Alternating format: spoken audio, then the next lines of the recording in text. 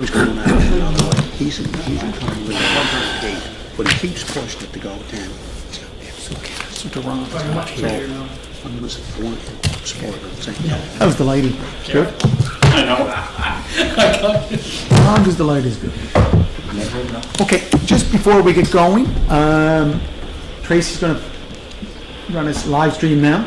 Okay, so I just want to recognize that Councillor Bernard picked up 15 of these, did you, Councillor Bernard, from Kids Sport? Yep. And it's a fundraiser, and it is a great mask.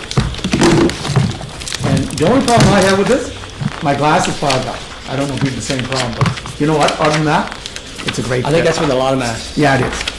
Anyways, I want to thank you for the suggestion, because now we are trying to practice using masks, which is, I think, getting to be more and more I think important. just in light of what's going on right now, Yeah. I think you're probably going to see them being used a lot more. So Councillor Rivard asked, if, when you're speaking, could you please just take off your mask so that we can hear you clearly? And please just get close to the mic when you want to speak, because it's difficult for viewers or anyone that's watching to hear your question or your response. Okay. And just keep the rattling of the paper down. Okay. Approval of agenda. Moved by Councillor Rivard, seconded by Councillor Duffy. All in favor? Aye. Okay, adoption of previous draft minutes. Regular meeting of June 8th. Special meetings open June 16th, 24th, 25th, and July 2nd. And planning public meeting June 30th, 2020.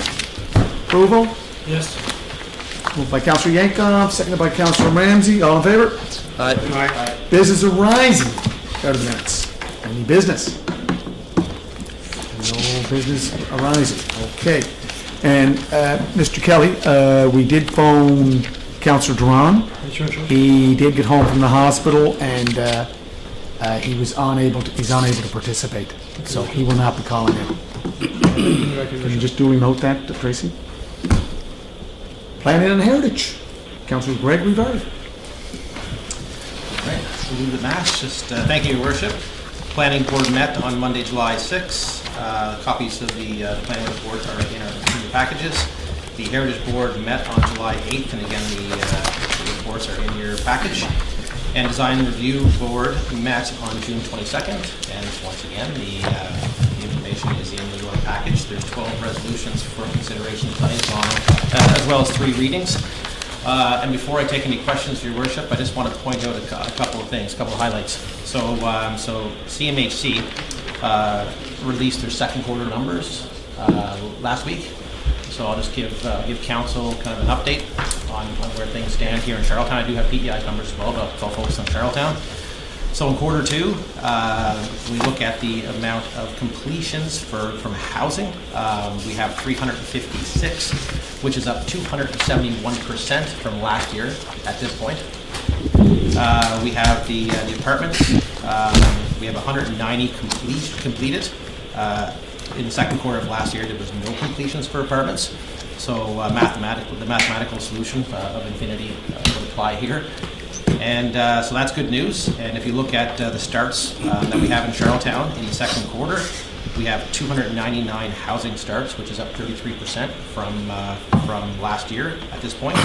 And the apartments, we have 210 starts, which is up 176%. So again, very encouraging numbers when it comes to the second quarter report, anyways, from CMHC. So I just wanted to give council that information. And if there's any questions, I'd be happy to answer. Thank you. Councillor Trio.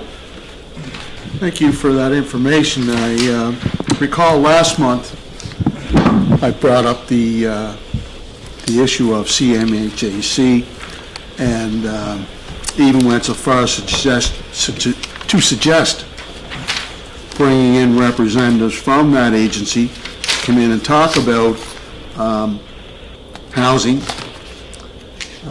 regardless of what type of housing there is here in the city of Charlottetown, and to see exactly where we stand. I even asked the question, when you hear reference made to We have a housing crisis.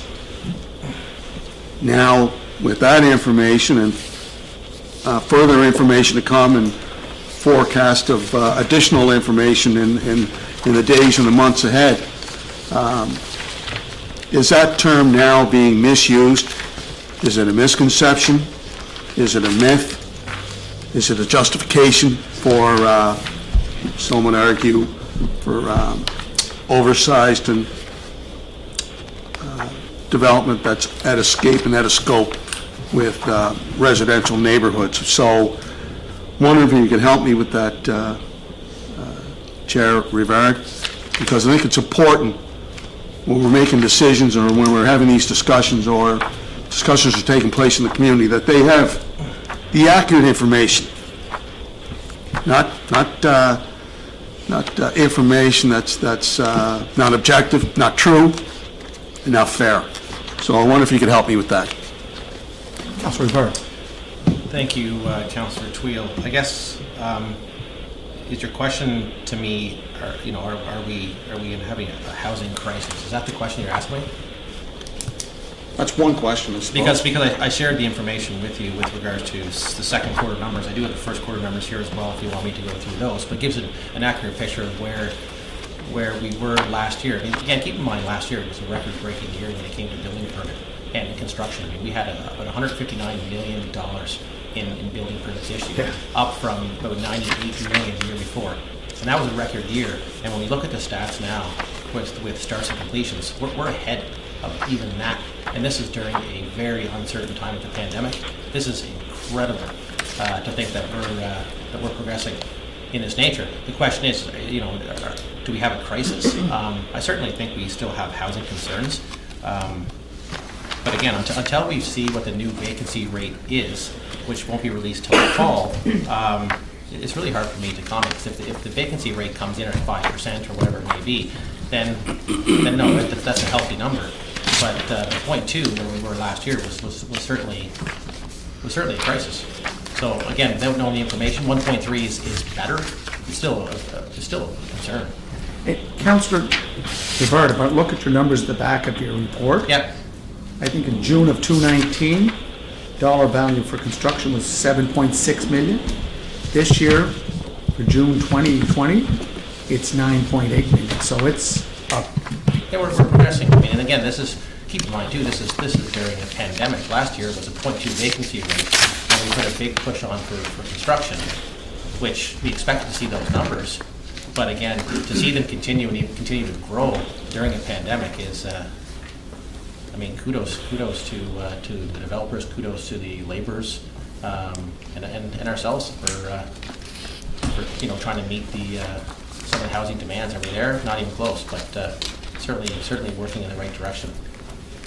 Okay, do you want to go on to the first resolution? No, I got another question. Okay, that's your second question. Yeah, you're right. It's my second question.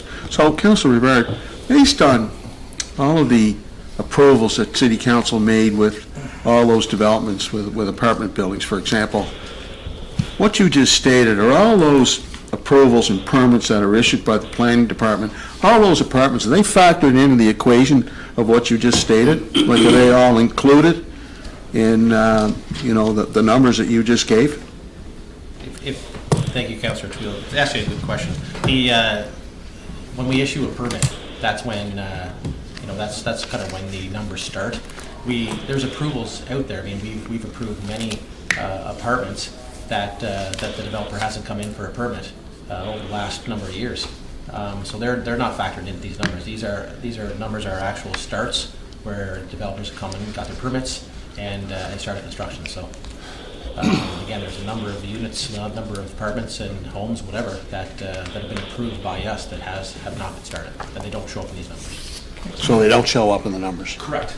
Okay, so there's going to be more numbers coming forward with all of those approvals that we've given. I mean, there's an astronomical amount of construction taking place in this city, so that's motivated me to ask you my original question, and I asked you last month.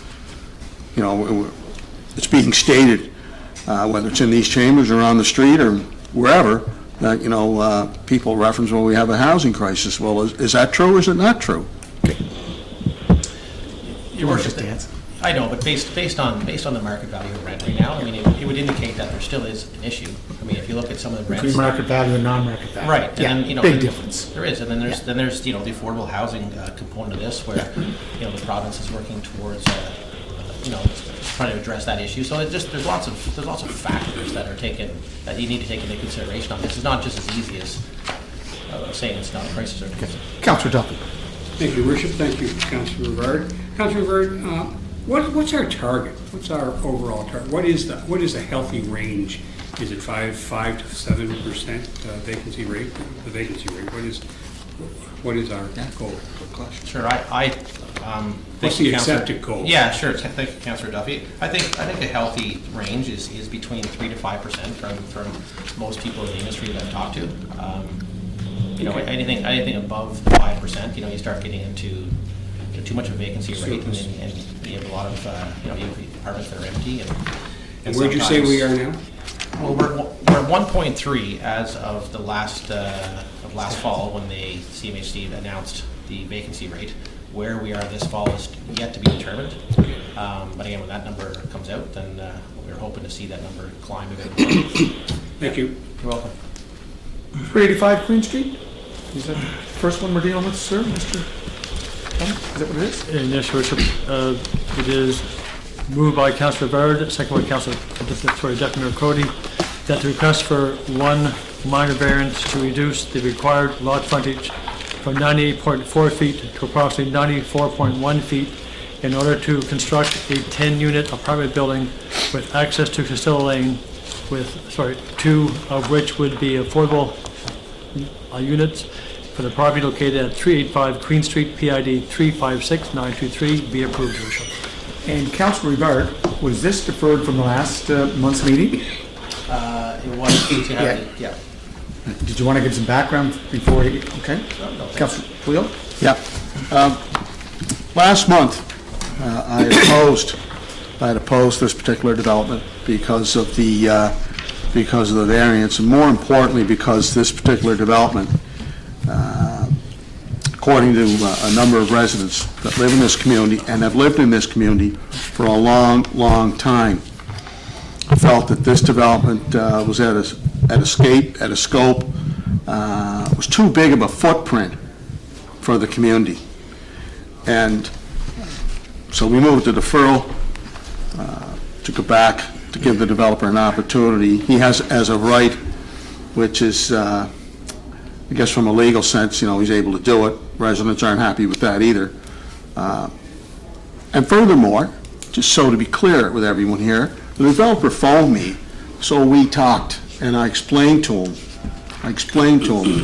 just how intense that particular development, however way he wants to cut the cards, whether he wants to go with what he wanted to do last month or take down the old duplex and go with 10. I said, you're able to go with 8. So why not try your 8? And then there'll be other opportunities for you in the city, other opportunities to do development, and I'll try to work with you. But what you're asking right now is just, it's too much for the community. Going down Costello Lane, as one of the residents pointed out in her letters, she said it's a lane, it's not a street. It's a lane going down to a children's park. So to have all this traffic, they can't even, Waste Watch has a difficult time. So now all of a sudden we're going to have all this traffic. I suggested to him that the traffic could come in off of Queen Street and parallel the subsidized housing, which is directly across the street, which has been there for well over 60 years. I said, I will support you, as of right, but if you're going to go 10, I said, we're going to have problems. And the community, wherever I go, I'm running into residents that I don't normally hear from.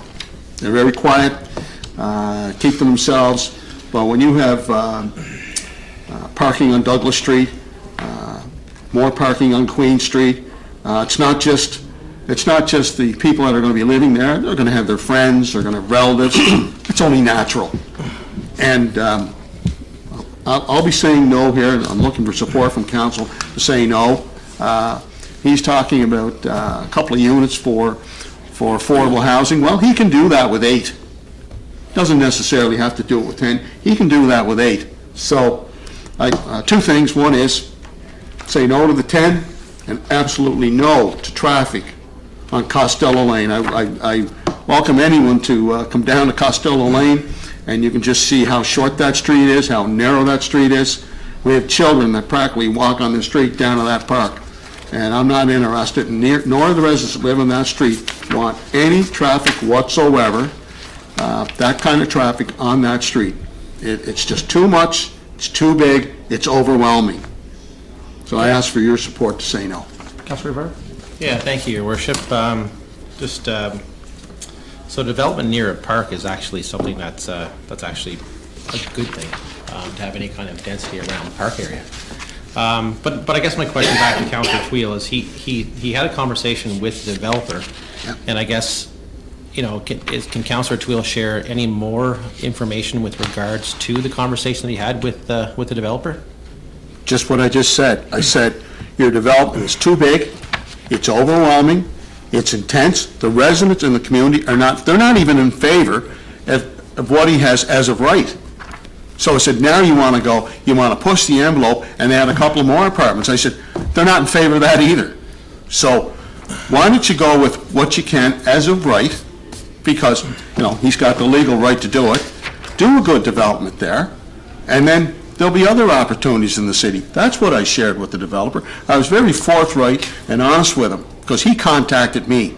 So when he contacted me, I said, fine, I'll meet with you. And I said, that's why there was deferral. So in the event he wants to take down the duplex, that's all well and good. But just because you take down the duplex, that doesn't give you the leverage to go back to 10. So Your Worship, give us a summary. No, just the reason I asked that question is because I did receive an email from the applicant, and I'll read it here, and to be honest, I was a little disappointed with what he wrote in Councillor Tweel's comments according to this. But I'll read it. He says, on Saturday 14th, I spoke with Mitchell Tweel, and he expressed to me that there was one household on Costello Lane that was opposed to this development. Therefore, to reach a compromise, Mitchell advised me to change the site plan so that the entrance and exit to the parking lot comes off Queen Street instead of Costello Lane, and not to include the 2 bonus density affordable housing units. As a matter of fact, Mitchell expressed that he prefers seeing high-end developments in the district, referring to Philippa Holloran's buildings and the buildings on Harley Street. So when I get that email, I'm thinking, you know, as a council, when we were addressing the housing concerns, I mean, we passed a policy for this bonus density for affordable housing to help. So they have an as of right to build 8 units, and really, and the 2 bonus density is as of right. They're looking for a variance of 4 feet, 4 feet, and they made concessions with the parking. And yeah, it exits onto a dead end on Costello. And to me, I think personally, I mean, I'm not a traffic consultant, but I think that would be certainly much safer than exiting onto Queen Street. But anyways, I was a little disappointed that we're during a housing crisis, concerns, whatever, that we have council that's trying to deter applicants from putting affordable housing. I don't know if that was discussed. I'm just reading what I got in the email. And again, I would suggest that affordable housing can be high-end. To suggest otherwise, I think is wrong. The resident went back, or the applicant, sorry, and was going to demolish the duplex, give him more land to build a 10-unit. Again, his variance of 4 feet is needed. Planning board discussed this. I don't know if I'd say at length, but we certainly discussed it. And planning board recommended here 9-0. And planning staff have recommended for approval too. So that's kind of the background, Your Worship. I don't know what else I can add to it. Just Okay, question? Okay, your second time there, Councillor Tweed. Do you have a question for him, or just a summary of points? No. We met on a Sunday. It wasn't a Saturday. Okay. We met on a Sunday. yeah, it says Sunday. Yeah, okay. 14th. We met on a Sunday. Yeah. And, he can, if he wants to build 2 affordable houses, he can do that within the 8, right? We were having a general discussion about development in the city. So I see no harm in that, having a discussion with a developer about, doing comparative analysis with other developments in the city, and what we're trying to do to try to revitalize the community. So, you know, you can take that out of context, you can interpret that whatever way you want. But I have a right as an elected official to discuss the type of housing that's taking place in my ward and is taking place in my ward. So, and there's some good development taking place. In all fairness, I think he just read an email. I didn't take in any interpretation that Well, was. well, No, I was just reading. I You just read it. The question was. Okay. Councillor Duffy? Excuse me. Thank you, Your Worship. So chronologically speaking, if I can just walk quickly through the process, the gentleman applies for a permit. The people look at the planning people, our staff, look at it, and they see that there's no major problems here with this, so they recommend it. They recommended it to planning committee. Planning committee looked at the same material, approved it 9-0, nothing. And here it is for a vote. Look, I mean, it doesn't leave us much wiggle room. And he wants forgiveness on 4 feet. So, It's a very difficult. Is the 4 feet on Costello Lane or 4 feet on Queen? Or where is the 4? the 4 feet variance, I think it's on Costello. But Did you want to respond to that? I did, Your Worship, thank you. And even to take it a step further and why we deferred it, when they initially came in for variances, they were looking for a 6th unit that was going to, as of right, adding 2 units as bonus density for the affordable housing because they had the duplex out front. But in order for them, just the way the building was situated on the property and the land they had to use, they required 3 variances. They required 2 minor and a major variance. Planning staff actually recommended against the major, but it recommended for the 2 minor variances. Again, when it came to council, we deferred it to have the applicant go back and take a look at this. And they came back with saying that they're going to demolish the duplex. They're going to build a 10-unit. And in doing so, because they have the land space, all they require is a 4-foot variance. 4.5 feet. Correct. That's pretty much the. Councillor McKay? And it's one of those ones where we talk about how many buildings we're putting up and how many apartments are going up, but these are 2 affordable units for people that I kind of like. And I know we discussed snow removal and we discussed parking, but he had really good answers as far as with this space that he will now have as far as taking down the duplex. It's a 4-foot variance. You want to sum up there, Councillor Twill? well, so where's the entrance and the exit? Where's that going? Costello. According to his plans. My goodness gracious, what an unmitigated disaster. What an unmitigated disaster. You got residents. Councillor No, Twill. hold it, your worship. You know what? Just let me finish, please. He just told you where it was going, and that is probably the safest street to do it on. Where? Off Costello Lane, which is The a residents don't agree with which is you, a Mr. public Mayor. street. The which is a residents pub- don't agree which with is a you, public sir. street. The residents of Costello Lane do not agree with you. Thank you, Councillor Twill. Okay, we have to The move residents on. Yeah. in Costello Lane don't agree with the mayor of this city. Yeah. Your No, it's not worship. just the mayor, the council will vote on it. No, but you're, Your Worship, just to add that, we do have the street access bylaw, and I'm sure we're all familiar with that lately, and I believe they have the access, or have the right to have access onto Costello, is that correct? Yes, Mr. Chair, that's correct, and I guess I would also clarify that usually when we're looking at developments, we prefer access to be located on local streets rather than minor arterials. Okay. Councillor Twill, you've already spoken twice. We have to move on here. Okay, questions? so let me ask you a question. No, Councillor Twill, you've already spoken. It's in. So you know No, what? let me clarify the rules. Did we not say twice, correct? Did we not all agree to that when we voted on the code of conduct? Did we not? So we have to move on. The question is. Yeah, that's right, move on. Okay, the Who question. cares what the community thinks? Move on. Okay. Question? Question's called. Question's gone. Okay. Councillor McLeod. In favor. In favor. Councillor Twill. No. Councillor Yankow. In favor. Councillor Rivera. In favor. Deputy Mayor. No. Go. Councillor Brown. Councillor McKay. In favor. Councillor Duffy. Favor. Councillor Rand. No. 5-4. What is it? 5-4. 5-4. In favor. You want me to? Your worship, moved by Councillor Verard, second by Deputy Mayor Cody, that the request for a temporary structure variance for an outdoor patio occupying 3 required parking spaces at 131 Sydney Street, PID 339077, until the end of October 2020 be approved, your worship. Okay. Questions, so that should be an easy one. Question? Question called? Okay. Councillor McLeod. In favor. Councillor Twill. Councillor Yankoff. In favor. Councillor Rivera. In favor. Deputy Mayor Cody. In favor. Favor. Councillor Bernard. Councillor McKay. Councillor Duffy. In favor. Councillor Ramsey. In favor.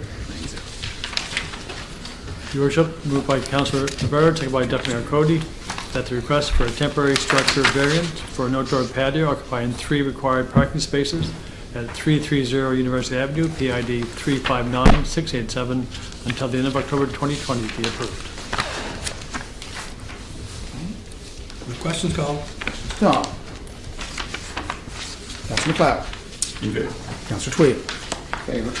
Councillor Yankoff. In favor. Councillor Rivera. In favor. Mayor Cody. Councillor Bernard. Favor. Councillor McKay. Councillor Duffy. In favor. Councillor Ramsey. In favor. Thank you.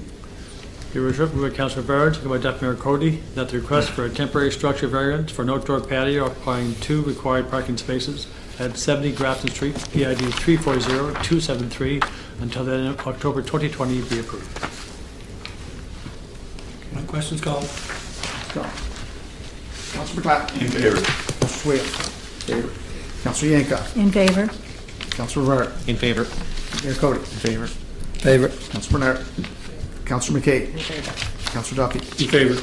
Councillor Ramsey. In favor. Your worship, moved by Councillor Verard, second by Deputy Mayor Cody, that the request for a temporary structure variance for an outdoor patio occupying 5 required parking spaces at 41 Allen Street, PID 371690, until the end of October 2020 be approved. Question. I have a question. Yes, sir, go right ahead. Okay, Mr. Rivera, tell me this and tell me no more. The people that are going to go to this particular business and enjoy the deck, where are they going to park their vehicles? There's parking in behind, at the, there's, I think, a warehouse in behind, or there's lots of parking in around. McQuaid's. Yeah, I believe that's what they proposed. That's what they proposed? Yeah. So there's not going to be any, parking on Walton Drive or any of the side streets in that community. I mean, some of the letters that went in, they wanted to know where the parking is going to take place, so it's not going to interfere with their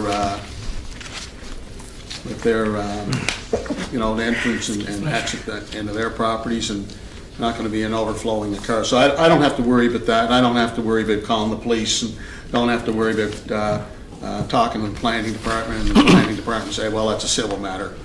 So I don't have to worry about any of that, do I? If I vote for this, I have nothing to worry about. Is that correct? That's what was presented to us, so. No, but I'm asking. I got nothing to worry about, right?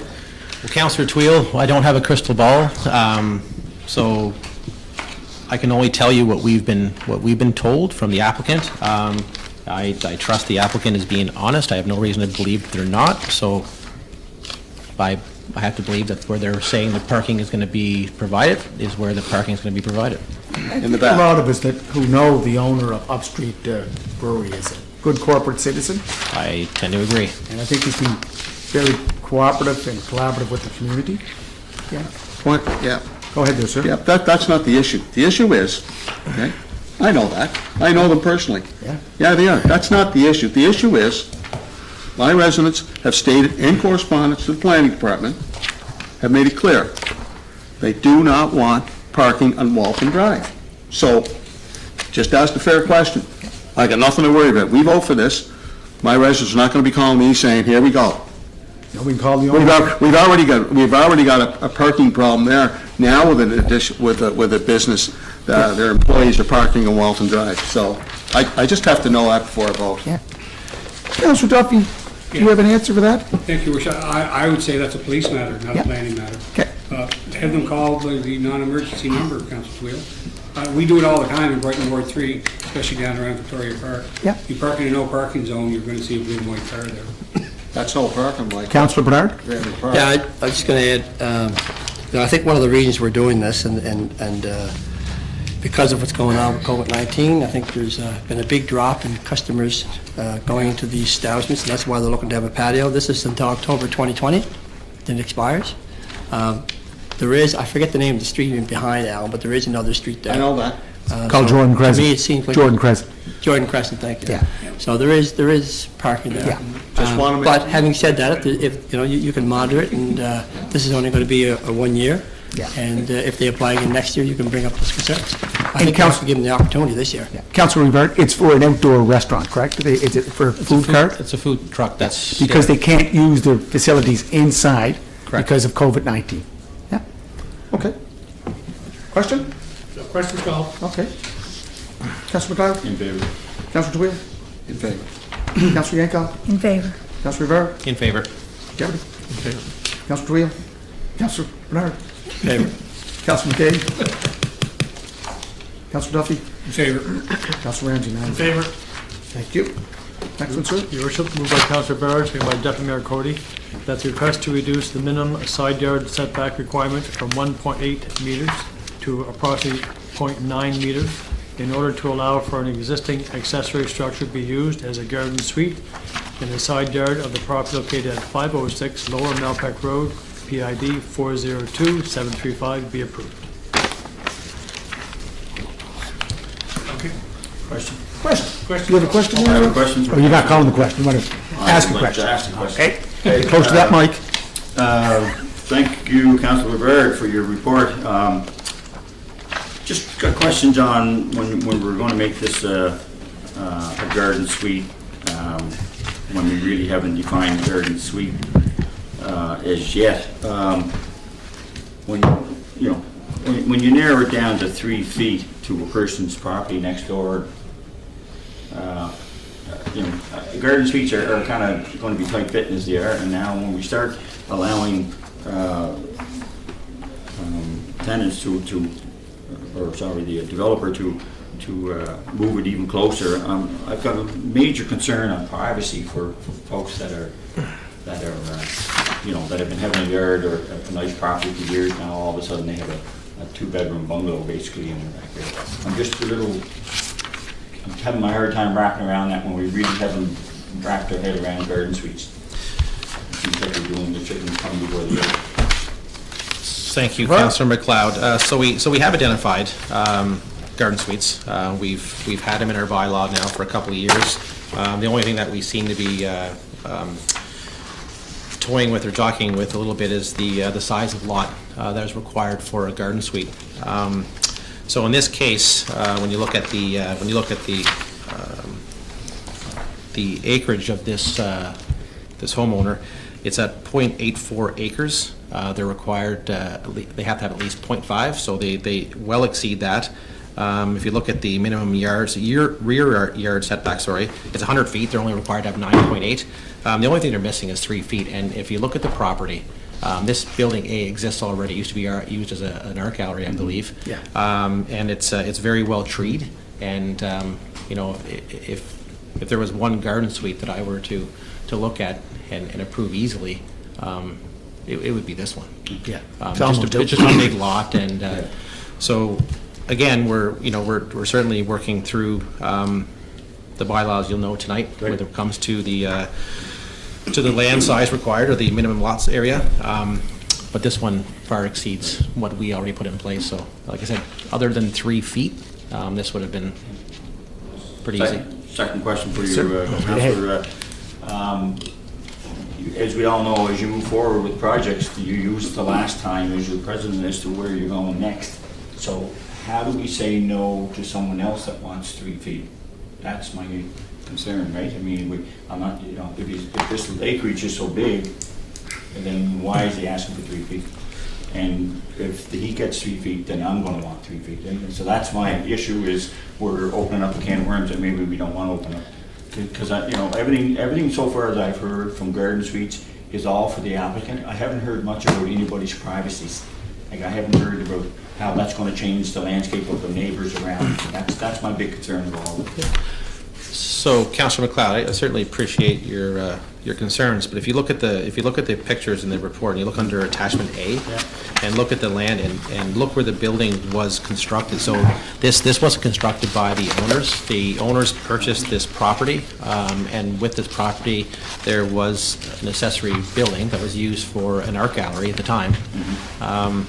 In order to bring it to conformity through ourselves, to basically legalize a garden suite, they needed 3 feet. I'm sure if the applicant had a chance to move it 3 feet in, she would, but can't move the building. So I don't think this sets a precedent in any way. I think we tend to approve variances, a lot here, and I don't think 3 feet again is a deal breaker for this lot, especially when you look at the treat area. And planning staff, again, recommended for it, and I think this was unanimous at planning board, so. Robert, anything to add? Is it precedent setting, or is it case by case? Through the chair to your worship, yes, you're correct. When we review land use application, they're done on a case-by-case basis because every lot is different and has a unique circumstance. So if there was another application for a similar request, we would look at the merits of that application in regards to the context of the area.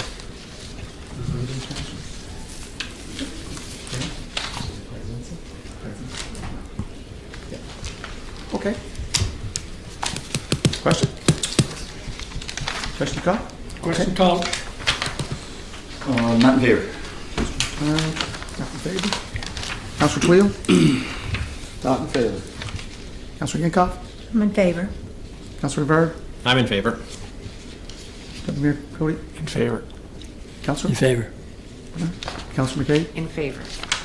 Councilor Duffy? Favor. Councilor Ramsey? In favor. 7-3. Your worship, moved by Councillor Barrett, second by Deputy Mayor Cody, that the request to amend Appendix A, future land use map of the official plan from concept planning area to industrial for the property located at Lot 19-1, Sherwood Road, PID 1107200. Amend Appendix G, zoning map of the zoning development bylaw from comprehensive development area, CDA, zone to the business park zone for the property located at 19-1 Sherwood Road, PID 1107200, and subdivide PID 1107200 and consolidate a portion with PID 145961 to be approved, subject to the conditions attached, Your worship.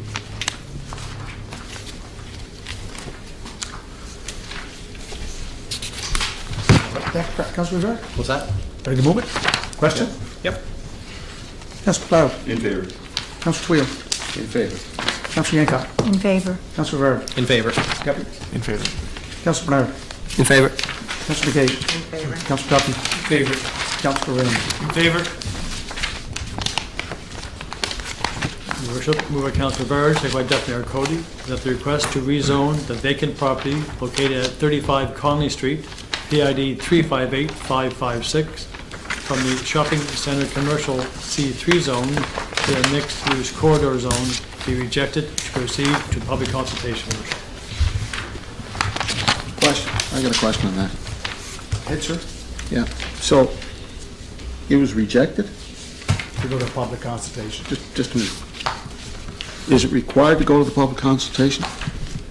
It isn't, Your worship. It's not? No. Okay, let me get this straight. Conley Street is primarily single-family homes. The developer, who I've known all my life, wants to build a single-family home. He wants to emulate what's already there. The lot's only big enough for one small, single-family home. So who's rejecting it? Staff has recommended for rejection, and I think planning board, I forget how planning board voted on it, but there was good discussion, but planning staff have recommended for rejection because of the zoning and future land use of that area. But what was there previously was a house. Yeah. Okay, so why would staff be opposed to that? I mean, all he's doing is putting back what was there for about 1,000 years. So why would staff go against that? Listen, you have to ask staff. I didn't Okay, I didn't I'll fully ask. agree either. Robert, Robert, can you answer that? Robert's going to. Yes.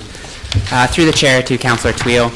Staff's position when they were looking at this position of the application was that there was only a finite amount of C2 commercial that's located within the boundaries for the city of Charlottetown. So the idea is that if this development were to be switched zones to the MUC zone, which would permit the development of a single-family detached dwelling, it could further prolong the development of Conley Street from commercial development in which the official plan and zoning bylaw has dictated. Well, all due respect to, you're a professional planner, I'm not. I'm merely a layperson. But if you drive down Conley Street, you look at that vacant lot, like I said earlier, there was a house. The mall is already there. They have sea of parking. So all he's doing is recapturing what was there originally. I think it'd be a nice addition to the neighborhood. It's certainly not a 4-story apartment building or anything like that, anything way out of scape with the neighborhood. I personally, I see the neighborhood, in fact, I even talked to one of the neighbors, welcoming what's already there. It's going to blend in, it's going to work out, it's talk about housing and, I don't know, things that make sense, don't make sense, things that don't make sense, make sense. So I can't figure it out. I mean, Councilor Bernard? maybe I need to become an urban planner, I guess. I don't know. Yeah, I'm just looking where I was reading this in the minutes, but maybe Robert, you can help me. I was led to believe when I was reading that the commercial had encroached on both sides of this small lot, that this is basic commercial, so the recommendation was not to go with a residential lot because you're putting a house now in a commercial strip. So you're saying that land could be increased for commercial in the future? That's correct. There's through the chair to Councillor. Yes, that's correct. So the idea was to preserve that area as for commercial land to be developed in the future. There's only so much commercial land that we have in the city. So the idea was that when the official plan was passed, which was the community vision, that area was delineated for commercial development due to its proximity, again, to the downtown and adjacent residential neighborhoods. So again, to develop a single detached dwelling on that lot could further perpetuate residential development and perhaps hold off from commercial development, potential commercial development in the future, which the other lots adjacent to it are zoned. So, Councilor Rivera, do you know how long it's been since they tore down the previous house? I was told it's been, Long time. Councilor Tweel would know, but it's a long Councilor time.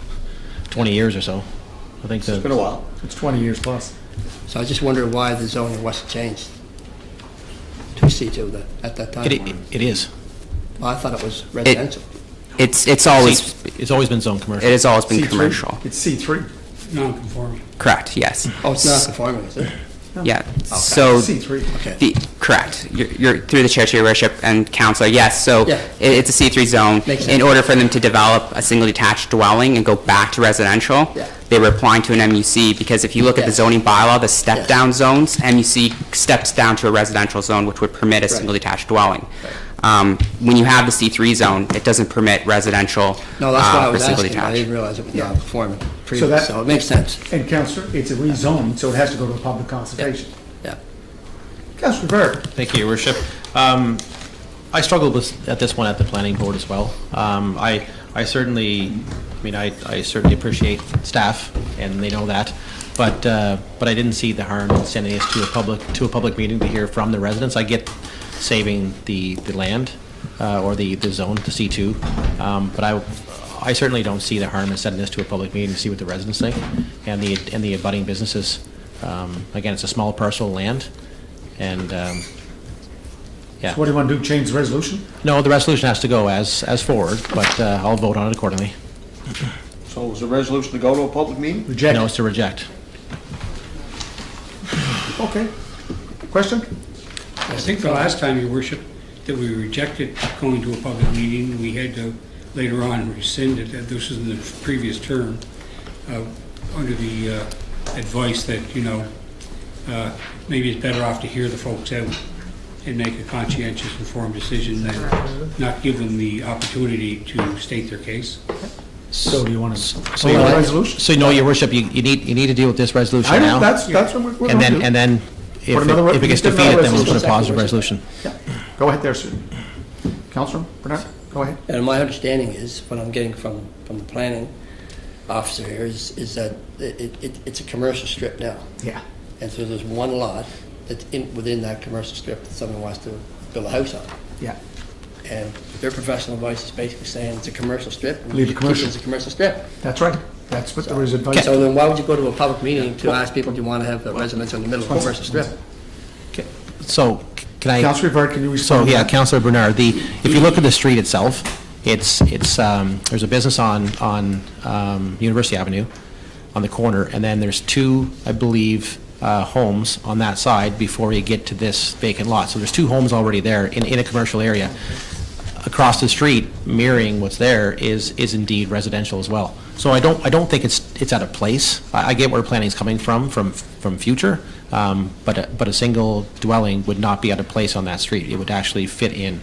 That's why. Okay, Yeah. So it's mostly housing on that street on both sides. okay. Why Thank don't we you. just vote on it to get an idea where we want to go? And we have to Well, it's go. nice to get all the information. That's correct. Okay, question? Questions called? Okay. Councillor McLeod? Yea or nay? In favor. Councillor Twill? No. Councillor Yankoff? So if I'd like to see it go to a public consultation, then I'm not in favor of it. Vote against it. Against, okay, not in favor. Councillor Rivard? I'm opposed. Deputy? In favor. Opposed? Opposed? Councillor McKay? Not in favor. In favor? No. Councillor Duffy? Opposed? Opposed. Opposed, Councillor Duffy. Okay, so two were in favor. 2, 7. I'll sign that, Peter. Two.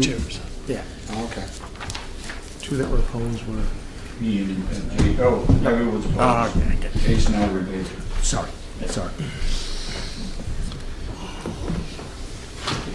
Looked like a swimming pool in the lake. Where? That's only down to the bingo hall. Just not Councillor Tweedle. Maybe we get the bingo hall to pay for it. We're taking them all down anyway. Bingo hall, No, all those houses. right? Take it, right? He played ball. Well, Councillor, how many zones do you own? How many homes? Just the one to the opposite side. One or two? One, just the one. Two. Okay. You guys leaving that, Bert? No. So, Your Worship, moved by Councillor Rivera, seconded by Councillor Twill, that the request to rezone the vacant property located at 35 Conley Street, PID 358556, from the shopping center commercial zone to the mixed-use corridor zone be approved to proceed to public consultation, Your Worship. Okay, question? Questions called? In favor. In favor of the public council. Councillor Twill? In favor. Councillor Yankoff? In favor. Councillor Rivard? In favor. Deputy? In favor. Councillor Terry? Councillor McKay? In favor. Councillor Duffy? In favor. Councillor Ramsey? In favor? Okay, big switch. Okay. So go to a public consultation. Your Worship, moved by Councillor Barrett, seconded by Deputy Mayor Cody, that the request to amend the development concept plan and development agreement pertaining to 53 Towers Road, Lot 2014-5, PID 1076702, be approved to proceed to public consultation, Your Worship.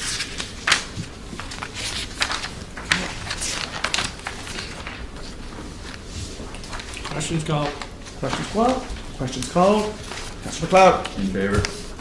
Councillor Twill? In favor. Councillor Yankoff? In favor. Councillor Rivard? In favor. Deputy? In favor. Bernard? Councillor McKay? In favor. Councillor Duffy? In favor. Councillor Ramsey? In favor. That was an easy one.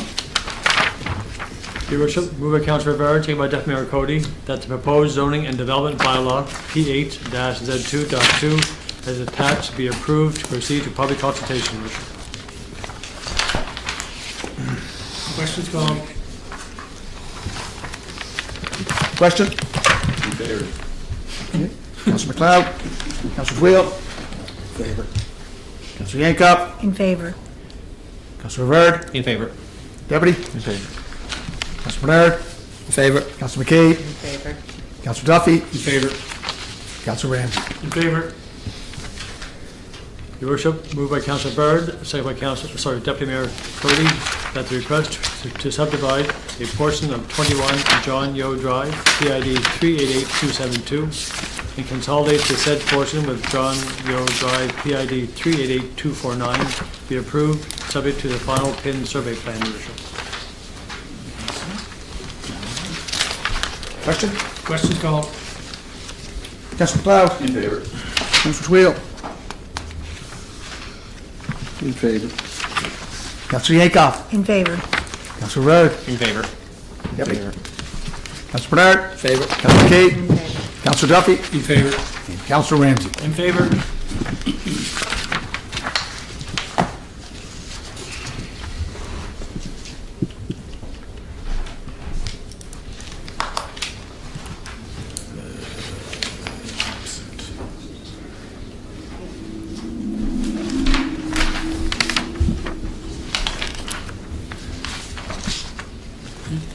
Your worship, moved by Councillor Byrd, second by Deputy Mayor Cody, that proposed zoning and development bylaw P8-Z2.2 as attached be approved.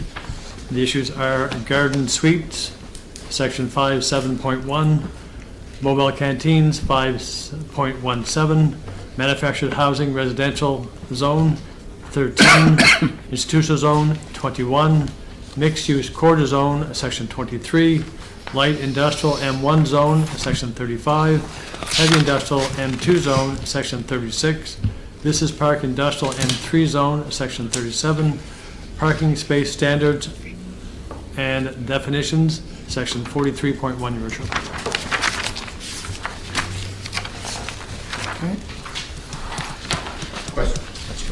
Question? Thank you. Just on garden suites, since we had talked about it there previously, I'm asking council if we could defer that. I just see a lot of confusion yet. I haven't really heard a lot of good positive things that comes out of it that suits everybody. I know we heard about Toronto and Ottawa and what they do, but you know what? PEI and Charlottetown is a special place. People come here and they say, what a lovely city you have, what lovely neighborhoods you have. And I think that's important that we don't forget it, I guess would be a good way of putting it. I think it's important that we nail this down and make sure, reasons, well, because half an acre, nobody, or first it was an acre, nobody applied. Well, half an acre, no one applied. Well, going smaller doesn't justify to me that what's going to happen to people's neighborhoods. I think we need to, like for example, in my ward, I have quite a few lots that there's no sidewalks, no street structure, right? So all of a sudden, we're going to have a garden suite in someone's backyard. If they have a guest of people over 5 or 6, 7 people over visit their garden suite, where are they parking? So to me, it's something that could really upset the neighborhood, and I think, I looked after my yard for 30 years, and all of a sudden now I got, like Councilor Byrd just said earlier, he went from 6 feet, now he's been down to 3 feet.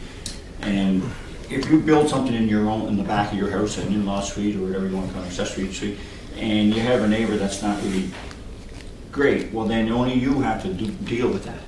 But when you put a garden suite, a two-bedroom bungalow basically, in the backyard of your property, close to 3 other families, I just think we want to make sure we're doing it right.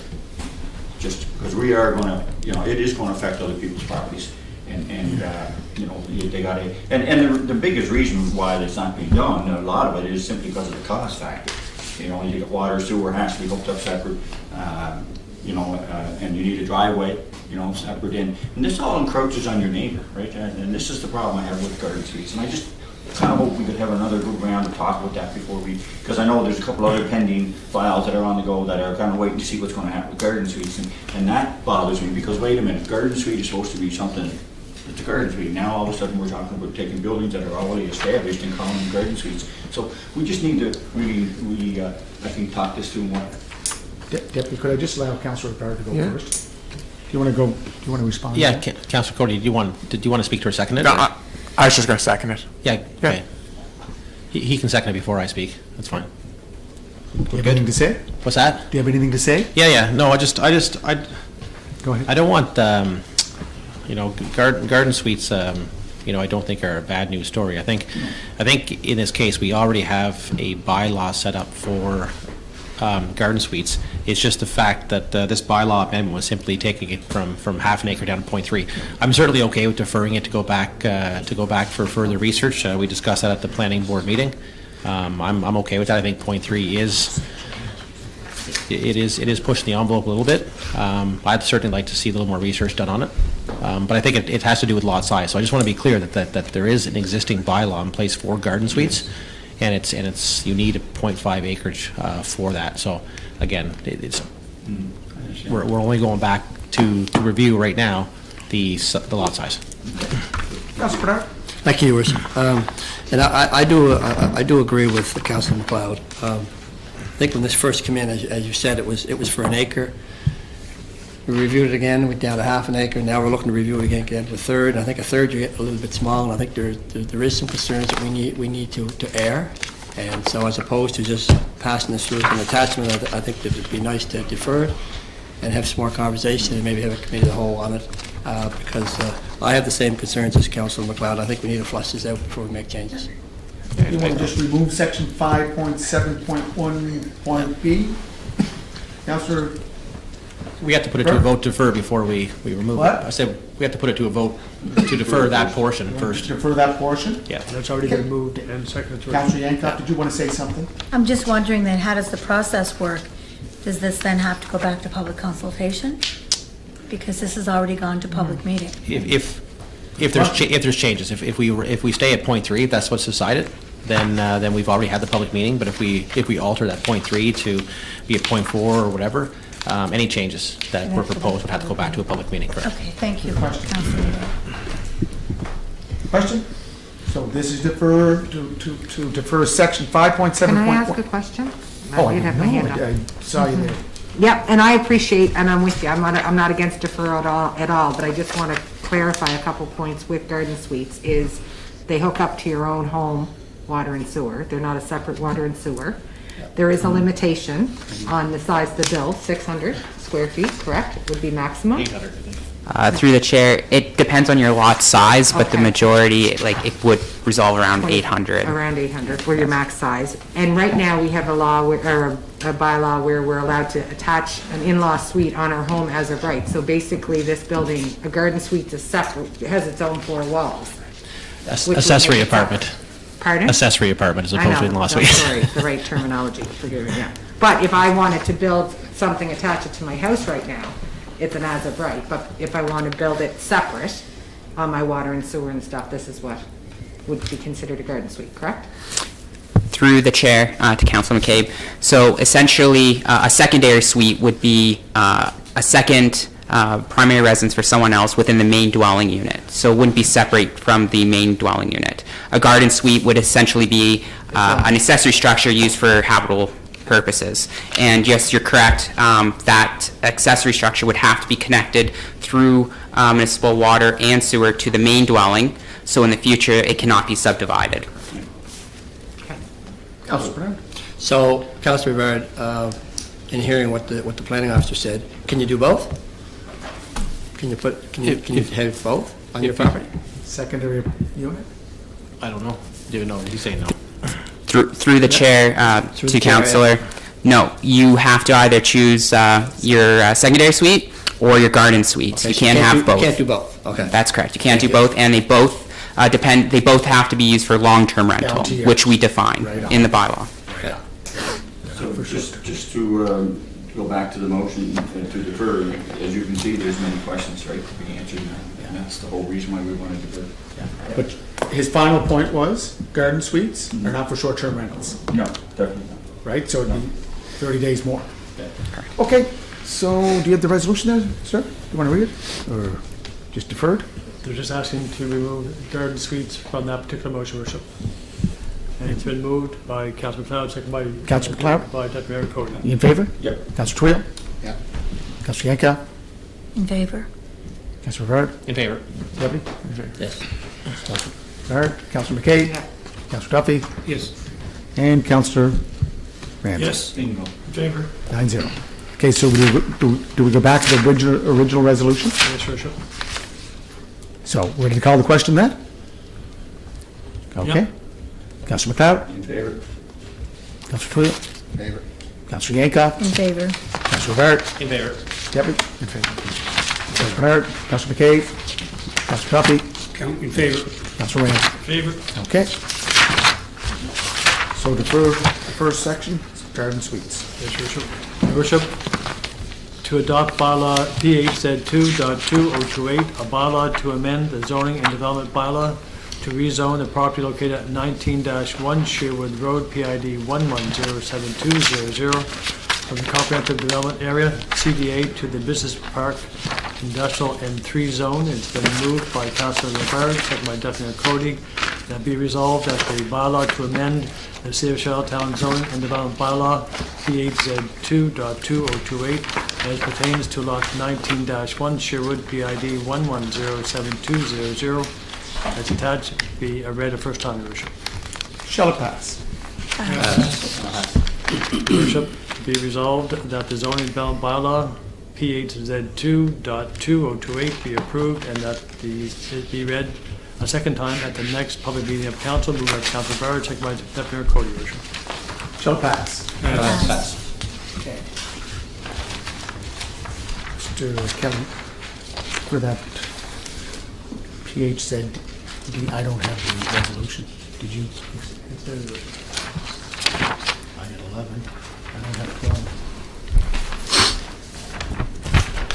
But what about deferral? Do I just put deferral here on this one?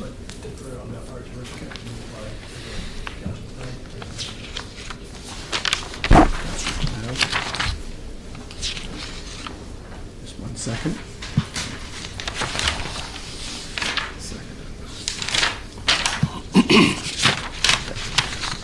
Okay, sorry about that. Go ahead, sir. Your Worship, to adopt bylaw PHZ2.2029, a bylaw to amend the zoning and development bylaw, to amend sections of the zoning and development bylaw pertaining to the garden suites, mobile canteens, manufactured housing, residential zone, dormitory into the institutional as permitted use, storage facility into the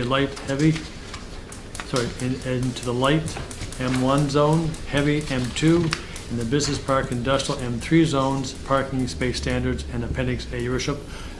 Based upon the previous motion, Your Worship, we probably strike garden suites. Yes. Good. Shall it pass?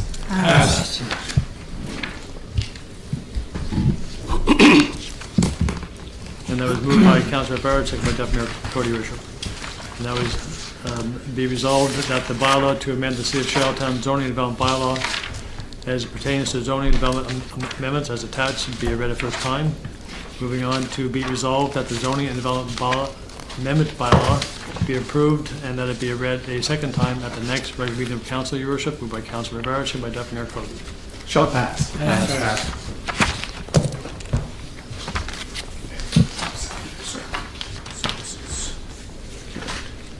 Okay, sir. Your Worship, second reading to adopt bylaw P8. Just 1 second.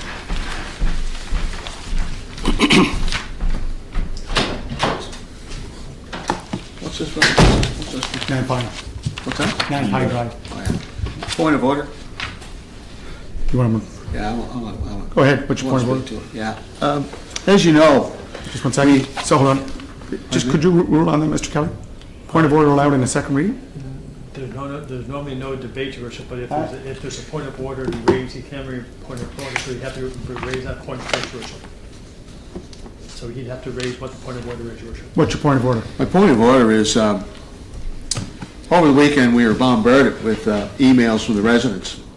What's the point of And, order, sir? and a lot of the residents, and I tried this last month, would Is that a vote. point of order? That's just information, sir. What's your point of order? My point of order is I'd like to move it to deferral. On the second reading? That's right. Are we allowed to, he can move deferral, Your Worship? but- That has to be voted No, on. the lawyer said yes. No, just 1 It second. can't- It can be deferred, but it's not a point of order, Your Worship, but it can be deferred, but you have to state the reason why you wish to defer, Your Worship. Okay. I move it to deferral. State your reason. Well, the reason why, is over the weekend, we've all received a bunch of emails from the residents of Pine Drive, McMillan Crescent, and what they're asking for is consistent with what I requested last month, maybe there might be an opportunity to have the residents come together with the developer and the planning department and city council to see if in fact a development that could take place that would be more acceptable to the residents as opposed to the 4-story building. Okay, so hold on, Mr. Council, just, You're asking me, well, what's the why bring deferral? the What's the deferral just- forward? Yeah, what's the deferral? Like, just give it a couple of sentences. Like, what do we? What's the reason for it? To have a meeting with the residents and the developer to see if in fact we can come up with a development that'd be win-win for the developer and for the community. It's not an unreasonable Okay. request, Mr. Mayor. So that's the reason for the deferral. That's correct, sir. Okay. So, do we vote on the deferral, Mr. Kelly or Yes, Karen? sure. Yes. So, for the deferral, You need a... he needs, hold on, he needs a mover, he's the mover, he needs a seconder. Yes, Your Worship. I need a seconder for the deferral. Deferred, seconded by Councillor Cody. Okay? Can we just get this up first?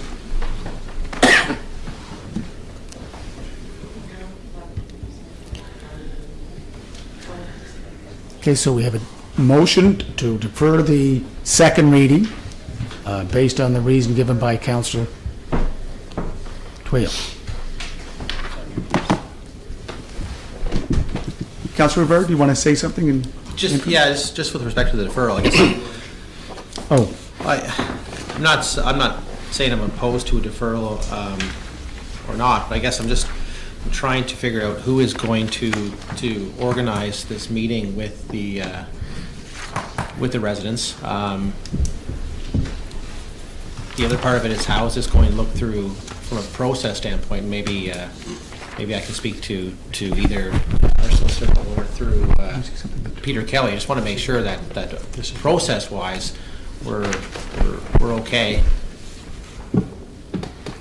I'm just trying to figure out how this is all going to work. I mean, again, planning staff nor council shouldn't, I don't believe, involved in pulling together a meeting, because the process has been followed so far, public meeting, votes and things of that nature. So I'm just trying to get an understanding of what exactly it's going to look like. That's all. just one. Robert, do you have any comment about that? Will your department be responsible for that? Through Chair? the chair to your worship, I believe Councillor Rivard kind of summed it up. This application was before staff reviewed years ago, went to Iraq. Staff submitted a recommendation, and it was overturned. Again, there was much consultation that was held, I believe, between staff, the developer. We were there with consultation with members of the community. Councillor Duffy? This was already tried once, Your Worship. We already deferred this for the developer and the folks in the For 3 neighborhood months. to get together. And one side said the building's off the table, it's not to be discussed. And the other side wasn't willing to take it off the table, so it's a stalemate. So why would we call for another deferral? Did we defer it for 2 months or 3 months? I think until they met, and they never did meet. I believe we deferred It was in March, during COVID. then it came back in I think June, it so was it's 3 months. I think it was 3 months. But this is just a replica of that. I mean, it didn't work. Councillor Twill? Well, that's all well and good, Councillor Duffy, but, once again, if you read all those emails, right, it's their community. They've lived there for decades. It's their community, and if you read the sincerity, and if you read the passion, the commitment, and the willingness of those emails, I mean, some of these residents poured their heart and souls out in those emails. Excuse me, Councillor Twill, Yeah. just for a second. Yeah. One of the main cogs in the organization, Yeah. referred to as the residents, said, we will sit and discuss if the 42 or 41 unit is off the table. Okay. That was his approach. to Okay, it. so that's fine, okay. So maybe, just maybe, if we can bring the residents and the developer together, just maybe there might be some options that could be examined, some options that could be pursued, some options that can be explored, and who knows, we might end up with a win-win. We just might end up with a win-win, and the developer could be happy, the residents could be happy, and it's a development they can be proud of. Yeah. I believe, in some instances, you have to go the extra mile. And I believe in going the extra mile. I mean, I read those emails, and those emails consistently and constantly coming in and coming in. It's not enough. You know, I could sit here and say, well, I was with you, I voted no, and I did everything I could. But you know what? I think you got to do more than that. You really got to do more than that. And sometimes you got to make those suggestions and recommendations and bring it to the floor, and hopefully council will see it that way and say, okay, let's take a couple of weeks and let's set up a meeting out at the Sportsplex or the Maple Room. We can still respect social distancing and have those residents come out, because I'll tell you one thing, if we do have it, they'll come out. Yeah. They'll come out, and it'll be standing room only.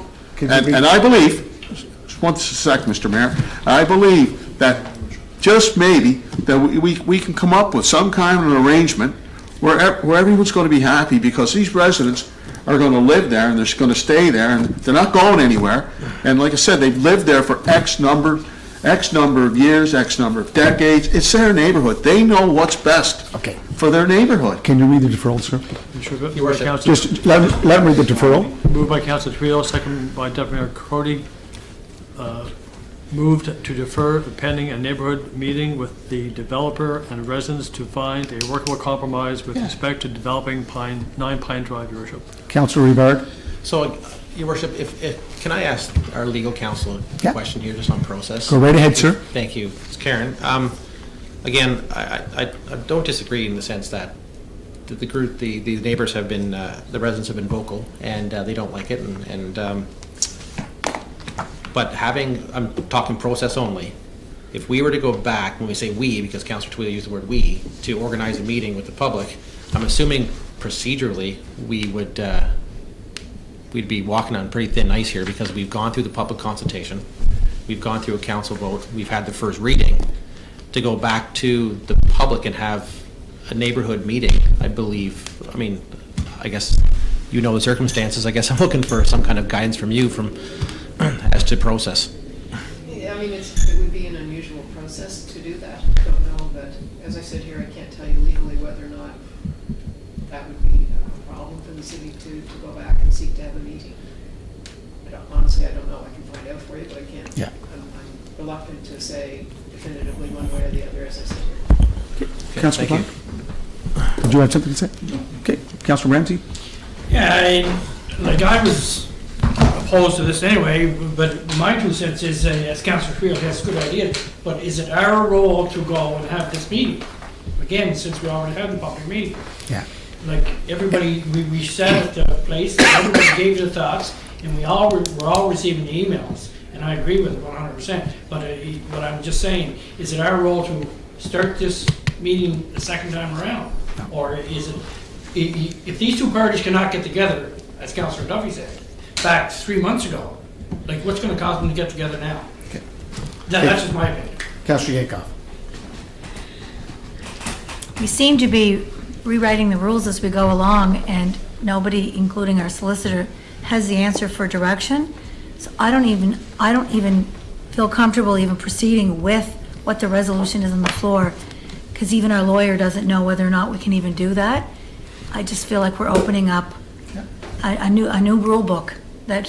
So that's my 2 cents, but I'm not comfortable even I don't have the answer to that right now. So if we do have to proceed with Councillor Tweel's resolution that he has on the table, then to me that almost has to be parked until our next meeting of council, until we get some legal advice on whether or not we're breaking rules.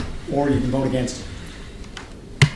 Right, but even is that breaking the rule? Voting against something that doesn't No, exist? it's just a resolution on the floor. Okay. Councillor Duffy? Your Worship, I can't remember what the case was, but we were up against this very same thing. Yes, we were. Maybe within a year or so ago, when we attempted, or we thought, or we pondered the idea of having a second public meeting on the same application. And we were told at that time, the zoning development bylaws do not permit us to have a second public meeting. You know what would happen if we did? We'd be forever repeating public meetings till we... So, just like Councillor Yankoff, the resolution is out of order. It's not out of order. Yeah. No, the presiding officer can make that call. The resolution is out of order. So, no, Point of order. No, let me finish. I'm moving it out of order because of the points that were made in reference to last year's issue and the concern that Councillor Yankoff raised. So, Now, I have a question. whoa. We're just waiting. Yeah. Anyways, sir, I think the presiding officer can make that call, correct?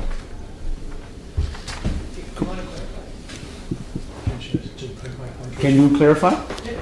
Just in terms of what it is that you're meeting about, if it's an opportunity for the residents to meet with the developer, Yes. then they can organize that and do that, and what you'd be trying to do is to give them time to be able to do that.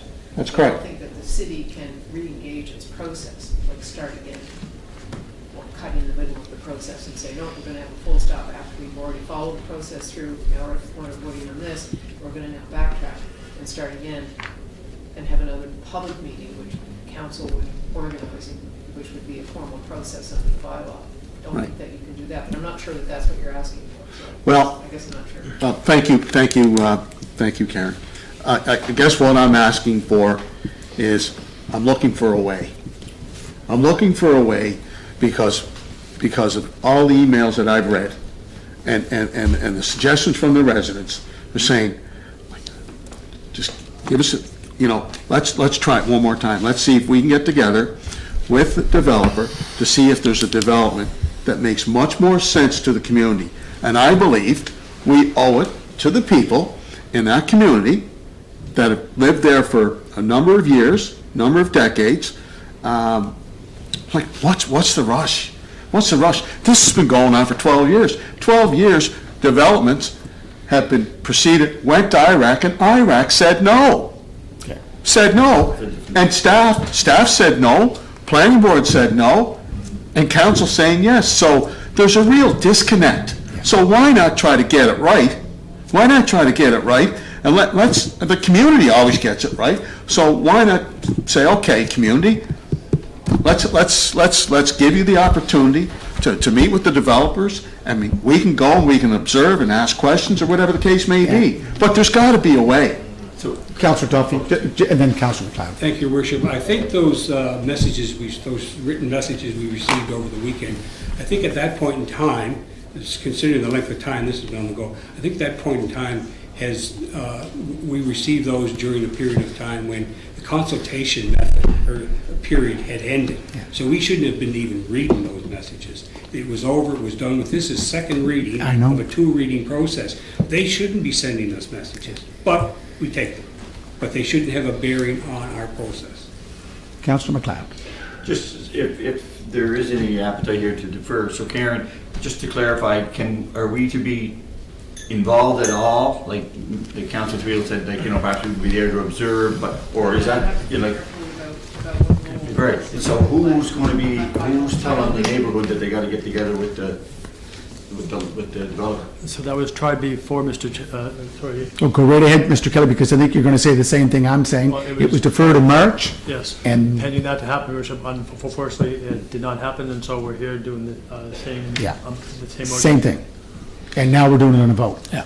And as for the chair calling on the deferral, we have to go ahead with the deferral on the vote. You can, the choice is either not to go with the deferred, Worship, and just to vote it down, if that's the wish of council. Yeah. So the chair can rule on the deferral, correct? Yes, you are the chair, Your Worship. Yeah. So take the deferral off the chair. Take the deferral off the chair. We're not having a vote? No. Why? We're going to vote on the second reading. Your Worship, Point of order. Second reading. So you can make that decision by yourself arbitrarily? Did you hear? Unilaterally, you can make that decision. I want a legal opinion. Presiding officer? I want a legal opinion. I do, I want a legal opinion. Yeah.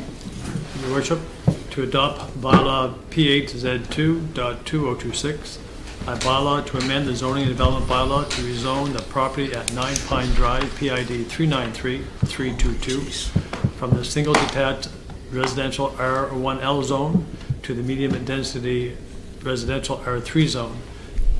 Second reading, whereas the bylaw to amend the City of Charlottetown zoning and development bylaw, P8 Z2.2026 as pertains to 9 Pine Drive, PID 393322, as attached, was read and approved the first time on June 16th, 2020. Be resolved that the said bylaw be read a second time, moved by Councillor Rivard, second by Councillor Yankoff, Your Worship. Be resolved that the said bylaw be approved and adopted, Worship, again, moved by Councillor Rivard, second by Councillor Yankoff, Your Worship. Shall it carry? Councillor McLeod. Councillor Twill. Absolutely not. Councillor Yankoff. Pass. Councillor Rivard. Pass. Deputy Mayor Cody. No. Councillor Bernard. Pass. Councillor Duffy. Pass. Councillor Ramsey. Opposed. 5-3. 4-3. 5-3? Yeah, say this. 5-3. So. Anything else on the agenda there, Councillor Rivard? We're into 90 minutes. Gee, I'm all done, Your Worship. A lot of discussion, but great discussion.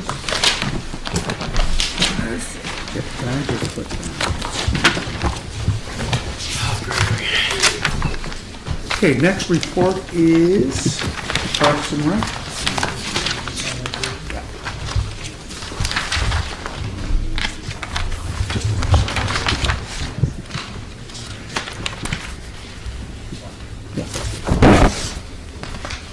Councilor Twill is Parks and Rec. The Parks and Recreation Committee will be meeting this Friday to have our monthly report. We don't have a report for this month. I'll do my best to answer any questions. Thank you. Any questions? Councilor Yankoff. Thank you. Thank you for your brief report, Councillor Twill.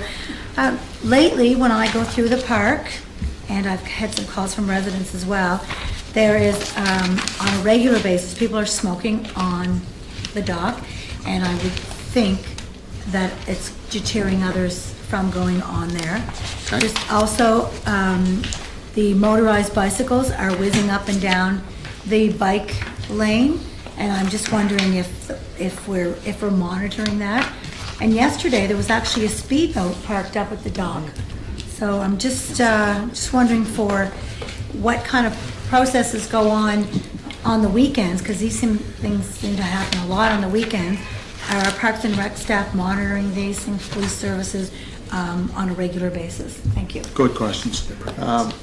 As you know, we have security that park security that takes place Thursday, Friday, Saturday, Sunday, and they come on. I believe Mr. Quinn come on around. Was it 4 o'clock evening? Around 4. It comes on at varying times, but in the range of 7 or 8. It's not always at the exact same time, so that 7 people. or 8 in the evening? Yeah, 7 or 8 in the evening, then they're on till 2 or 1 or 2 at night. So it depends. And it could come on a bit earlier too. Okay, so we'll take that under consideration.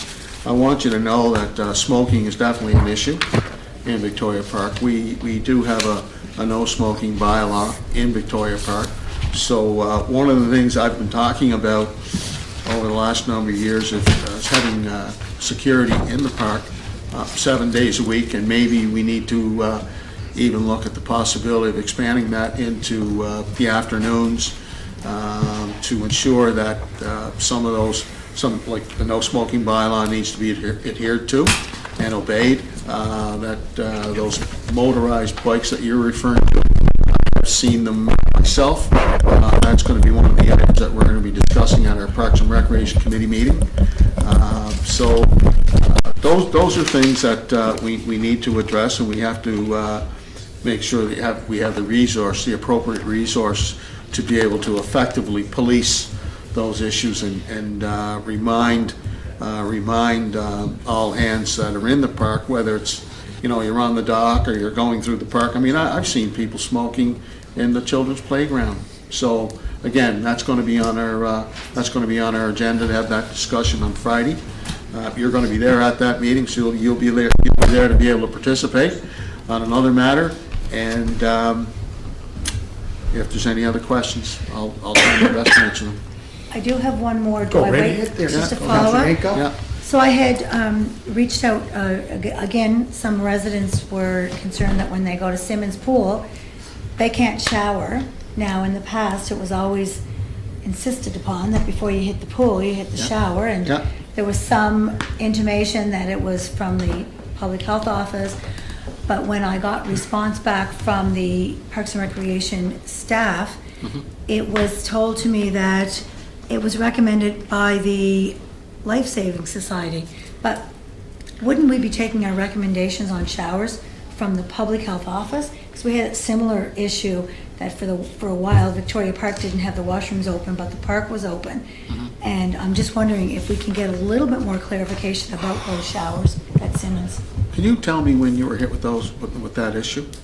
I got first called about 2 weeks ago, and then I've been back and forth with the staff over the last few days Okay, with see, my residents. I'm totally unaware of that. Okay. So when you're having those discussions with staff, it'd be beneficial if you included me in your discussions. Sure. So I can make sure that there's a follow-up and get a clarification on some of Yep, those issues. absolutely. Because you're asking me here cold, I'm not aware of those discussions. Okay. You know, with respect to the showers. But we do have Mr. Quinn here, and maybe Frank can answer that. Frank? Yes, I believe you work in communication with our program coordinator, and it is a recommendation of the Life Saving Society that Chief Public Health actually has referred us to follow what they are recommending.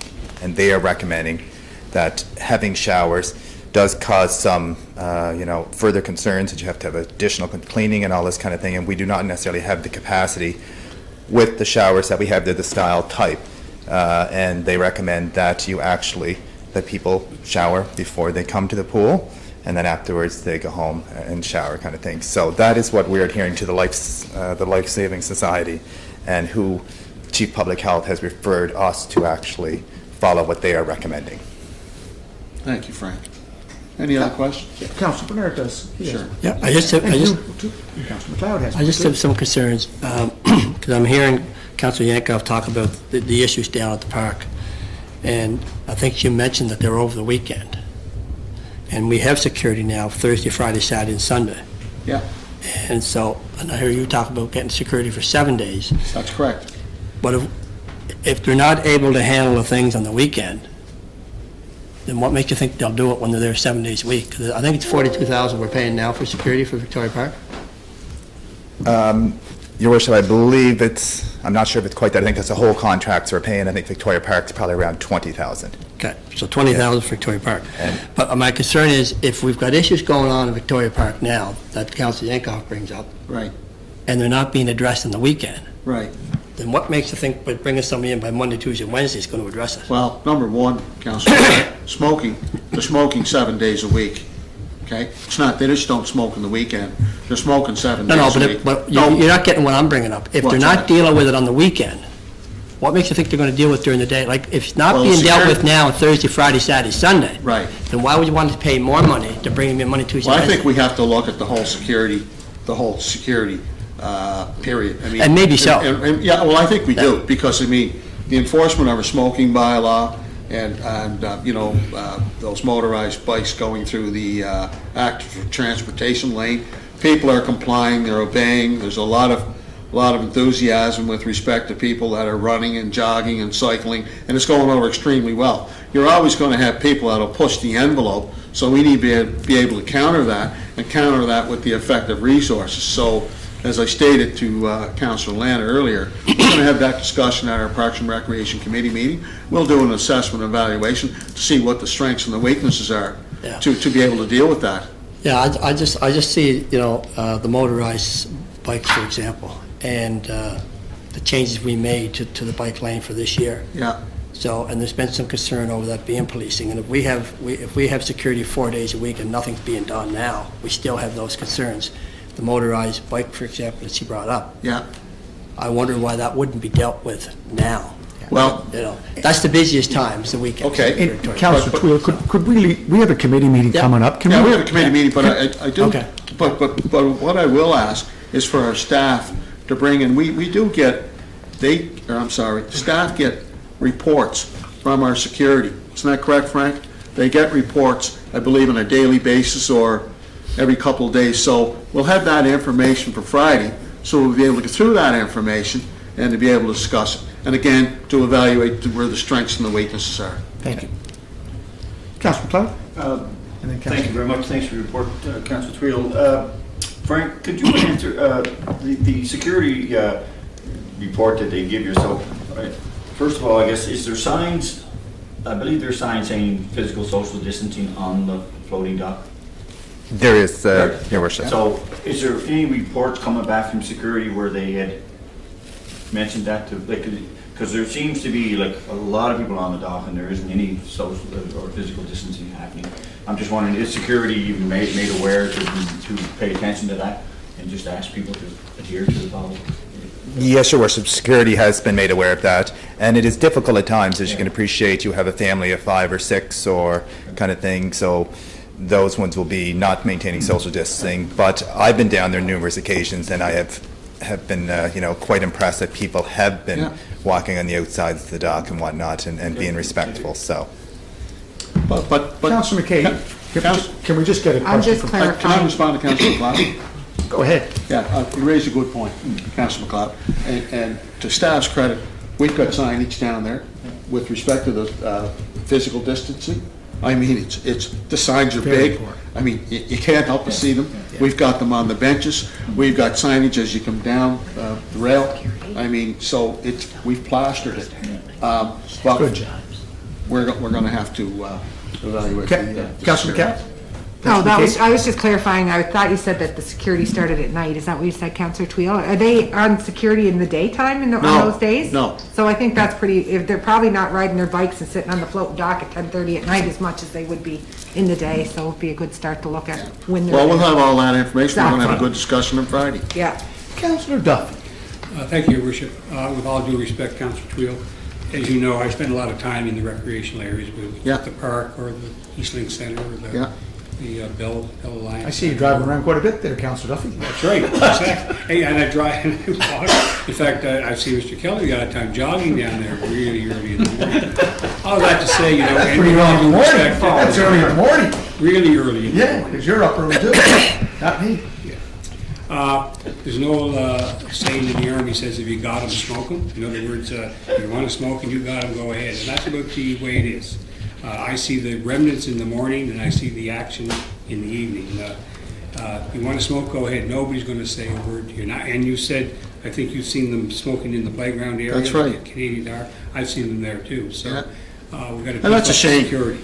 That's a It is. shame, it really is. Young people playing. Smoking in front of, smoking Yeah. where there's children. Yeah. I mean, Go out between hockey game, periods of the hockey game. Boy, oh boy, especially that funny stuff. We know some people around here that do that. That's it, Your Worship, thank you. Thank you, Councillor Bernard? Just one quick question, I go through the chair, maybe Yeah. Frank. Do you know the hours that security's on? Thursday, Friday, Saturday, Sunday? Frank, it started at 7? It's in the evening, and it 7 p.m. fluctuates. It's 7 or 8. Don't have it start at the same time, so people aren't necessarily expecting it, and they go till usually 1 or 2 a.m. at night. So I think it's 6 to 8 hours over those 4 evenings, each evening. And the hours were set by what? The hours are set. We found there were issues, sorry, Your Worship, we found that our issues were in the evening, where vandalism and stuff were happening. Some of these other things are other enforcement of bylaws and whatnot, and I think that we need to really revisit that and see what needs to be put in place to try to get the no smoking bylaw, help with enforcement of that and some of the other concerns that were raised here, so. Okay, thank you. Thank goodness he didn't have a report, because there's a lot of questions for... Sometimes- No report discussion. Sometimes those are the best reports. I do want to take this opportunity to congratulate Rustico and Tyne Valley on their announcements of new community arenas. I think it's great news for those particular communities, especially with the fire in Tyne Valley and everything they've gone through.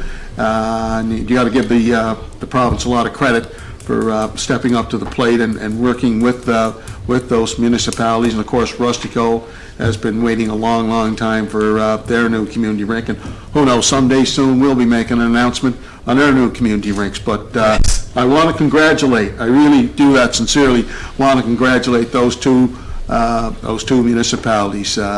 It's long overdue and very well deserved. Thank you very much, Councillor Twill.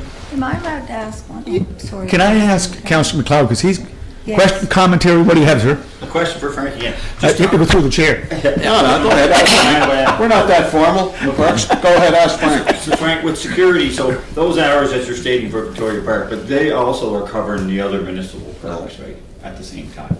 Yes, so your worship, so there's two different, there's actually, one's at Victoria Park for 4 evenings a week. Yeah. Then we also have citywide park patrol that goes around the city 7 days a week Right. from 8 till 2 or 7 till 1. Can I ask what their mandate is? Like, I'll tell you what my issue is bicycle helmets. There's an awful lot of children, almost, it's almost to the point now, I don't want to look at it easily everywhere. There's almost somebody who get there on a regular basis. And then, of course, the kids are coming from both directions, and there's no helmets being worn. So I just thought if there was security, man, I know it could be a policing issue as well, but I just thought if they could be made aware that if you see, at least stop them, just say, hey, look, you should have a helmet on there. Your worship, yeah, your worship, so they're in parks, they go around the park, so if they see them on the streets or whatnot, they won't be talking to them. If they see them in a park, they can mention to them, but it is, like you said, it is a police issue, so. Okay, thank you. Councillor Yankoff, commentary, question? Just one follow-up on security. Yes? When I see the security, they're not out of the cars, they just drive through. Right. And I'm there a lot, I don't see any foot patrol. I see someone just whizzing through and carrying on. You were jogging there, So if Mr. you're Kelly's sitting out there jogging? smoking your white owl on the dog, the security's not even probably gonna see it. But when you're jogging, Lana, you're jogging in the mornings, right? There is no security. No, but I don't always jog in the morning. When do you jog? I jog, I'm not telling you. I jog all That's not the question. But I Okay, jog Frank, the bike or thank you for your whatever. report. Yes. What time do we go for coffee? Anyways. Councilor, you're putting in fires. Thank you, Your Catch up Worship. with me, Bert? Councillor Bernard? Yeah, Question? It's a statement. A statement? Yeah, I do want to thank all my elected colleagues here, and the chair, Parks and Rec, the new outdoor rink that we're building in Hillsborough Park. Bernard there's Arena. Quite a bit of excitement in the community. People are pretty ecstatic. They're pretty happy seeing that go up. Nice addition to the community center. So I did want to individually thank everyone here. I know they all supported it, and it means a lot to the community. So just want to say thank you very much. And I do want to point out, Your Worship, our manager, Frank Quinn here, Yes. Mike White and Dean Worth did a ton of work on the process of the construction of the facility, put it together. So Frank, if you want to pass that on to your two co-workers, do appreciate, did a very good job. They researched it well, and as you can see now, what's under construction now, that there was a lot of thought put in it. So, thank you very much. Thanks, Frank. Keep that splash pad in mind for next year. I didn't get my fence. Okay, next Pardon? report. That's why I didn't get my fence done yet. Protective Thank and you. Emergency Services. I think the deputy, or the vice chair is responsible for that report. Mr. Kelly? Yes, I am. Could you Thank give you, the Your report? Worship. We're trying to make this quick, it's the first couple, I don't know what you're trying to set a record here. Get it on there, buddy. But we met on July 2nd, the minutes are in your meeting. Any questions? We'll certainly try and answer. We have the police chief and fire chief here with us, if I'm stuck in anything. And we'd like to sort of wish Councillor Duran a speedy recovery. And there's one resolution for your consideration, Your Worship. So the minutes are in the package, and you have one resolution, right? Yes, we do. Councillor Duffy. Thank you, Your Worship. Thank you, Councillor Ramsey. I was flipping through the data at the back of the Protective Services report, and I came to the radar, setups for radar in the community for last month, the month of June. And I've heard over the last 2 or 3 months, a lot of councillors in here complaining about speeding in their wards. I think Councillor McLeod spoke at length one evening, Councillor Twill, Councillor Ramsey here, and others in the room.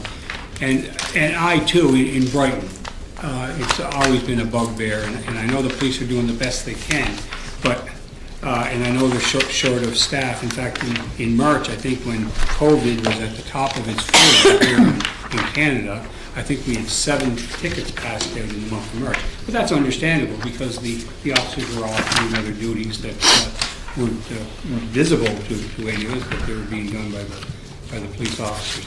But the point that I see by reviewing the speeding for the month of June is, and when we get calls about speeding in our ward, we're getting them from parents, especially who have young children on residential streets.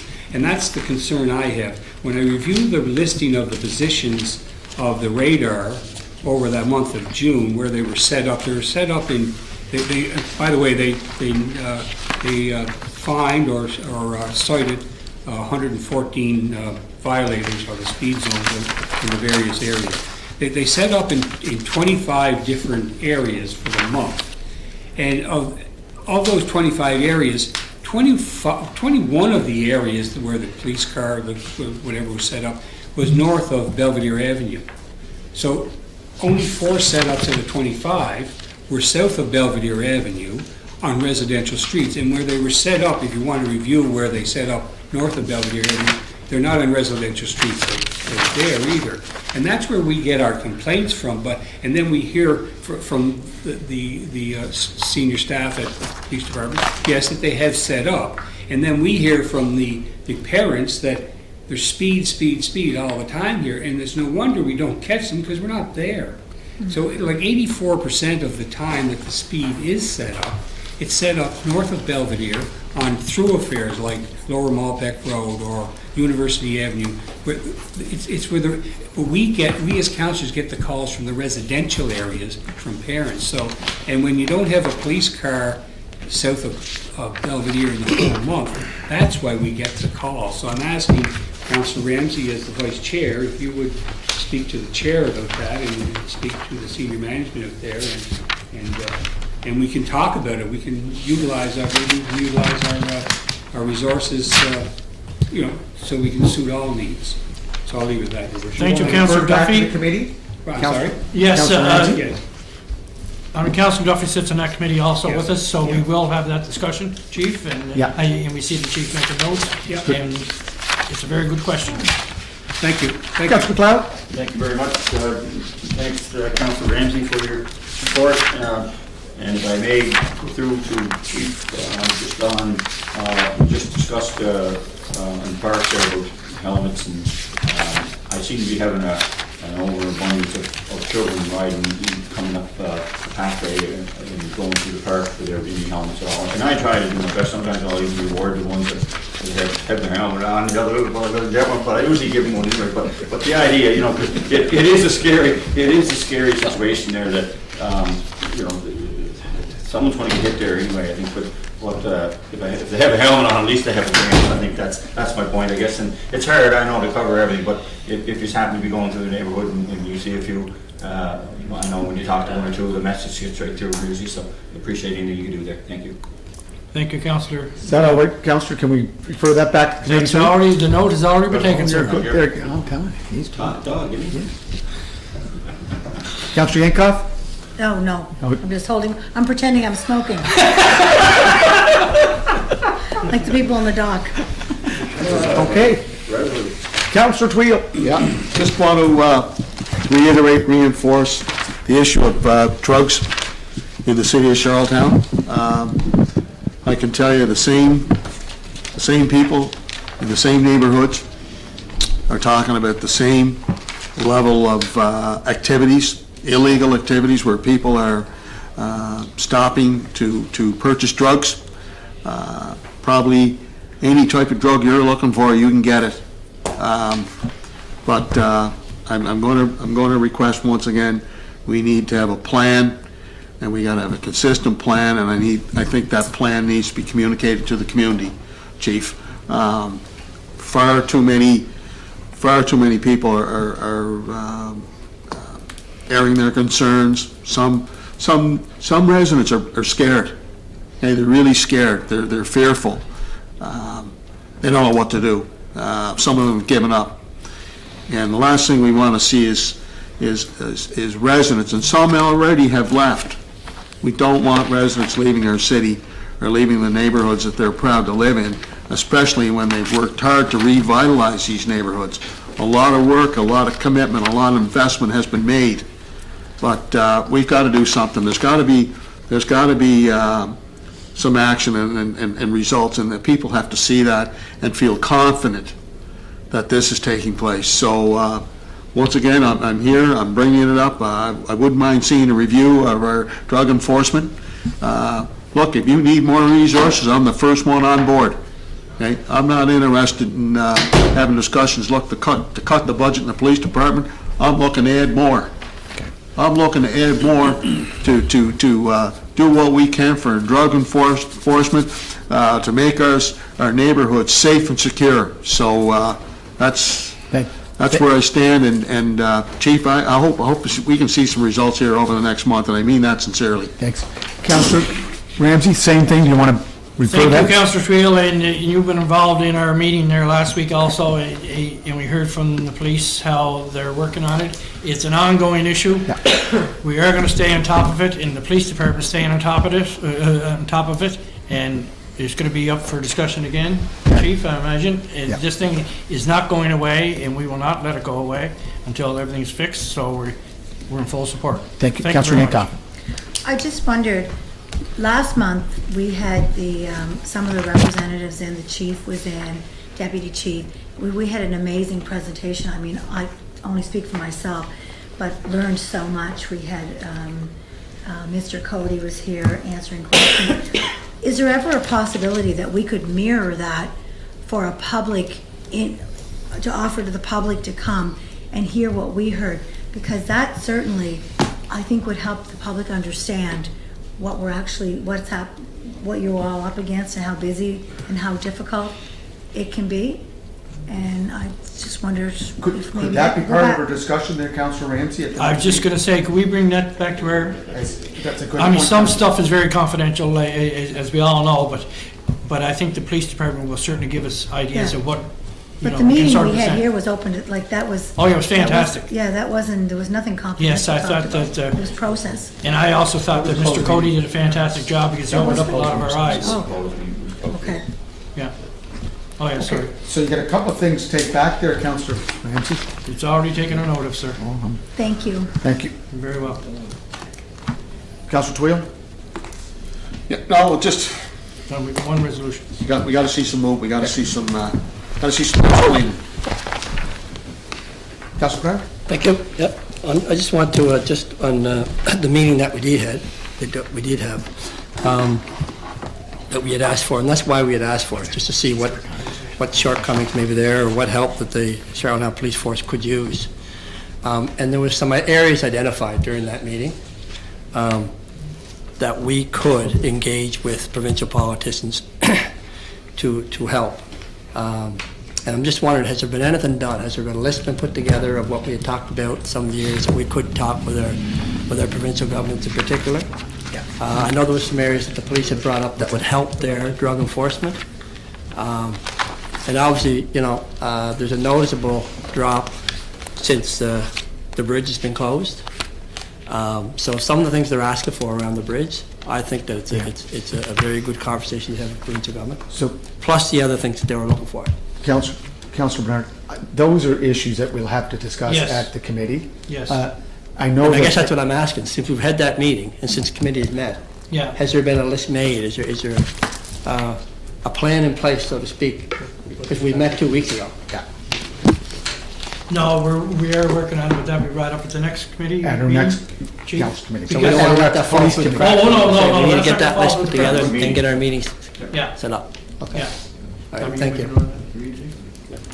Okay, Excellent. Your Worship, thank you. You want to read that resolution, sir? moved by Councillor Ramsey, seconded by Councillor Duffy, that the Public Works Manager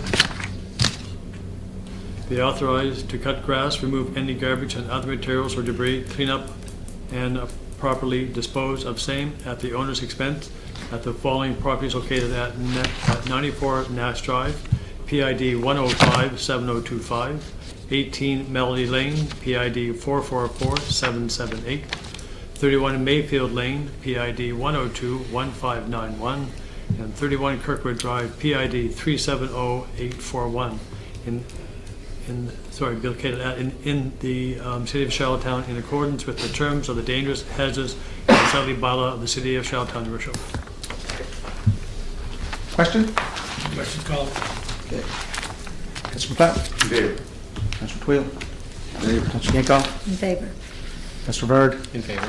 Deputy? In favor. Councillor Bernard? Councillor McKay? Councillor Duffy? In favor. And Councillor Ramsey. Favor. Carried.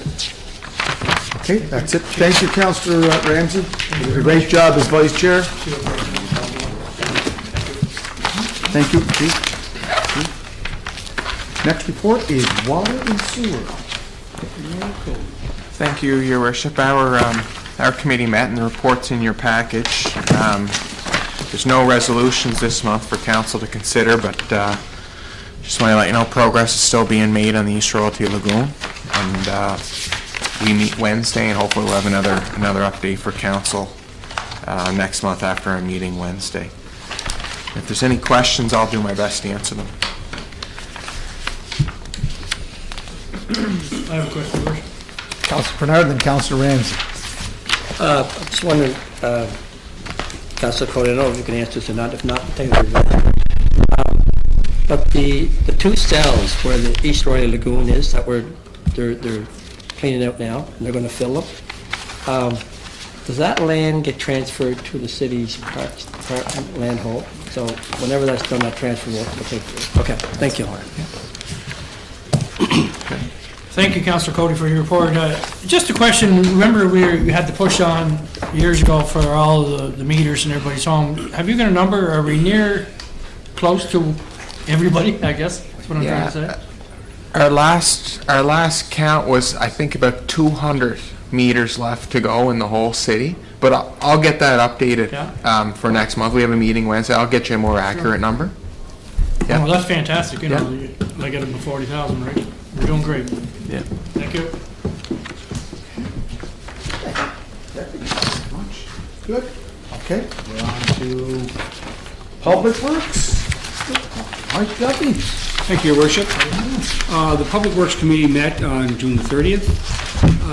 A couple of the highlights of our meeting is the Make Our Hometown Beautiful program, which all councils are aware has kind of floundered in the last 2 or 3 years. We've been having trouble getting people to nominate for their work around their gardens and that sort of thing. So this year we've tried to we're going to try to refresh the program somewhat. So the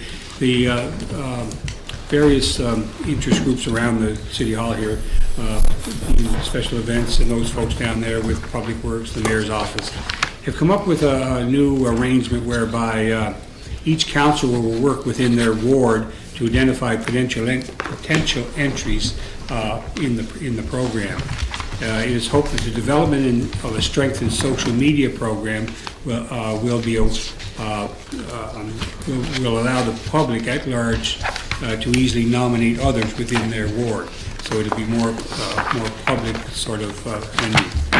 The total length of the program this year would be 6 weeks, and each week there will be a winner selected from 2 wards for the best curb appeal property. In other words, Ward 1 and 2 will be in week 1, and then Wards 3 and 4 would be in week 2. The 6 weeks will be set aside for the 5 winners of the 5 previous weeks. 1 winner will be picked out of that grouping, and that winner will receive the Mayor's Award.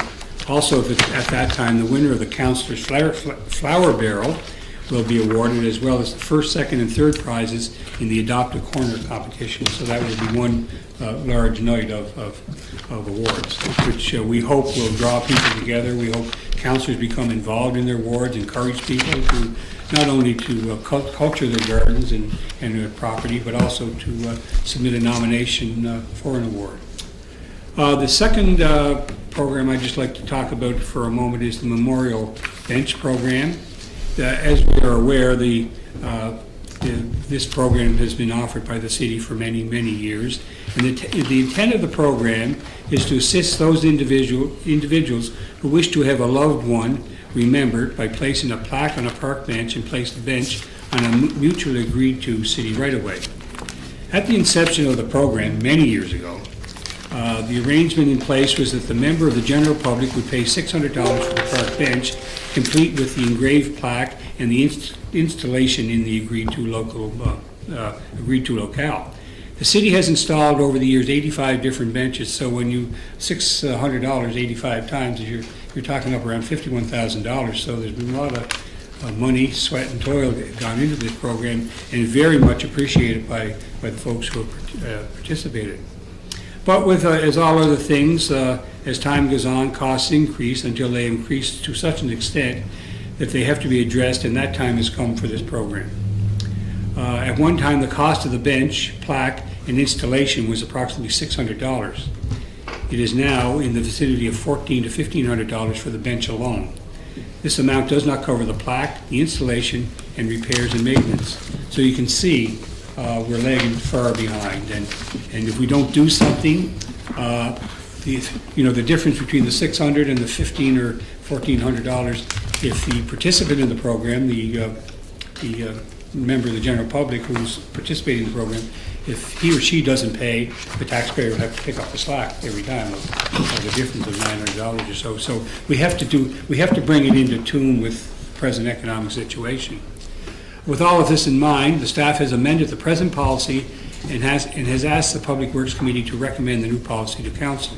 However, I was speaking to the CAO this morning, I think on Wednesday evening, Mr. Kelly, that is on the agenda, this policy for discussion with council members. So council will have, all members will have a copy of the policy in advance to bring to the table. That's it for with that area. The last one I have just an update is on the capital projects.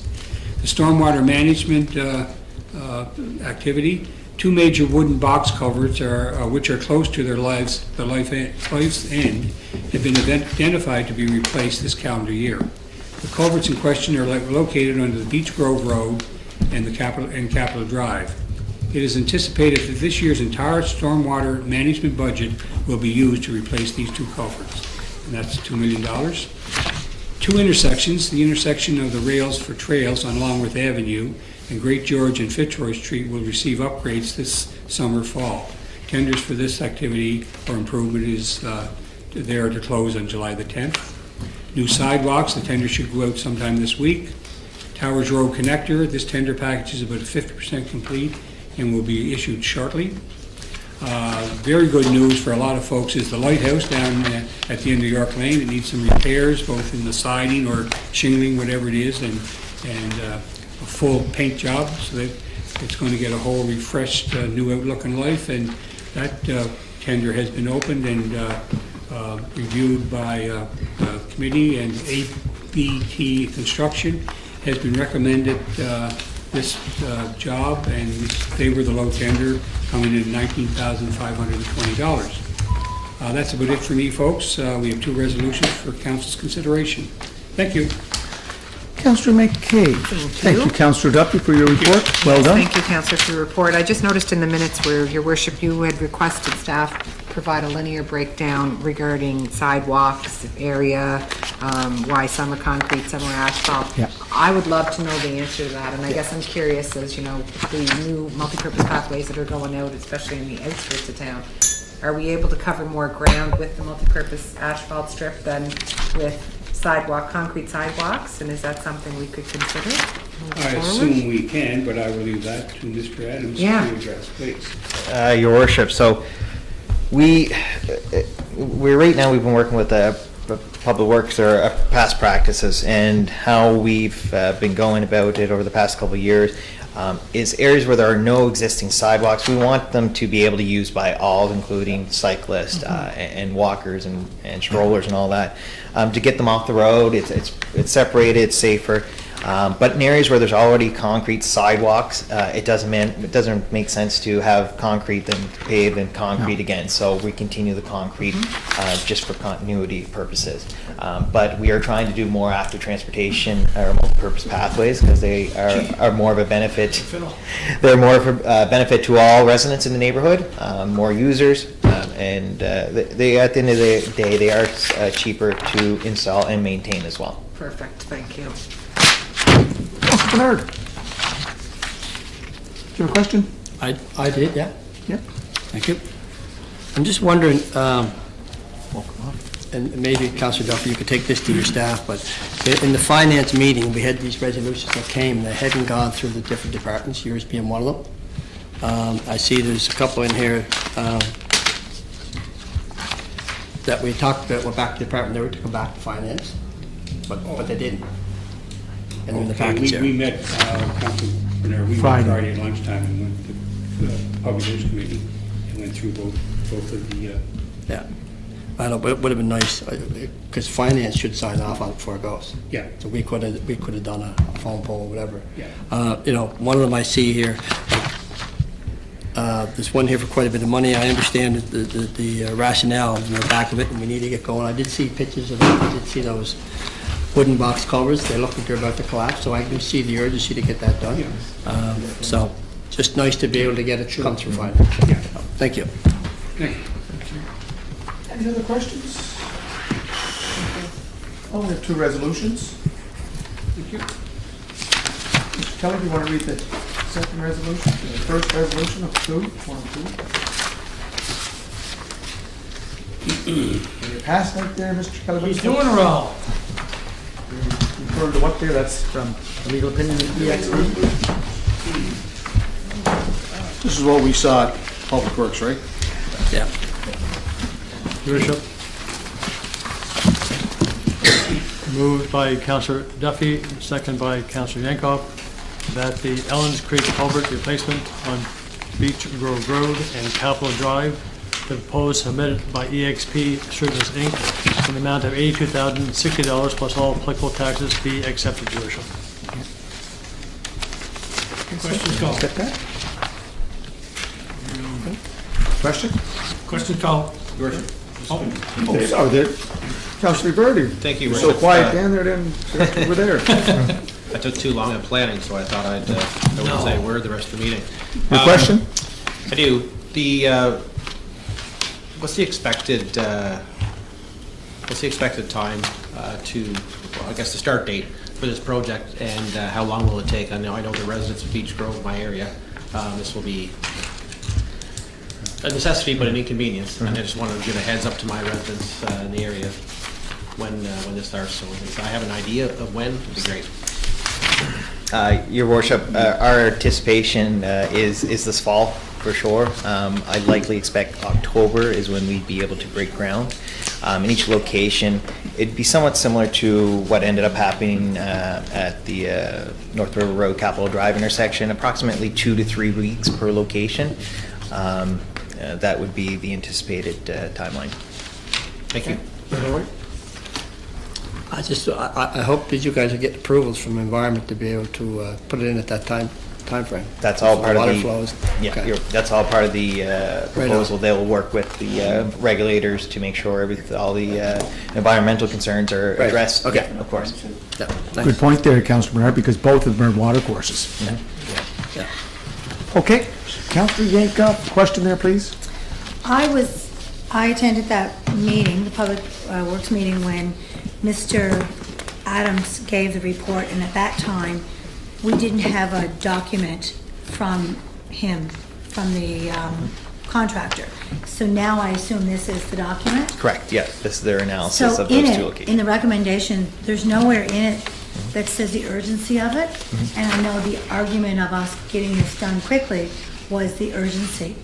And so I just go back to, you know, Sorry to right? interrupt, but I think it does say in here that Well, we'll ask Mr. Adams. Is it in there, Mr. Given the Adams? age of the timber, the defects now apparent visibly in the timber and deformation of the pipe barrels along the length, recommended options would be replacement as opposed to repair.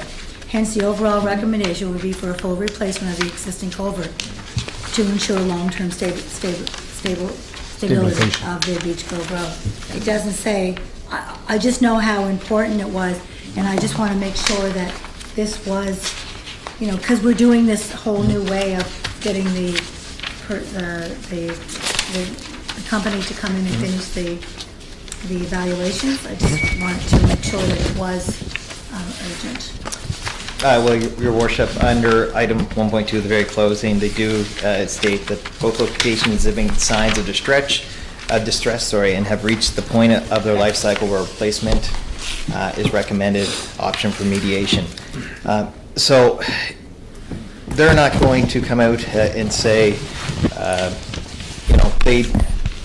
at the end of the day, we got to look at these. There are concerns about it. As you can see the pictures, there's a lot of deformation. There's no bottom in it.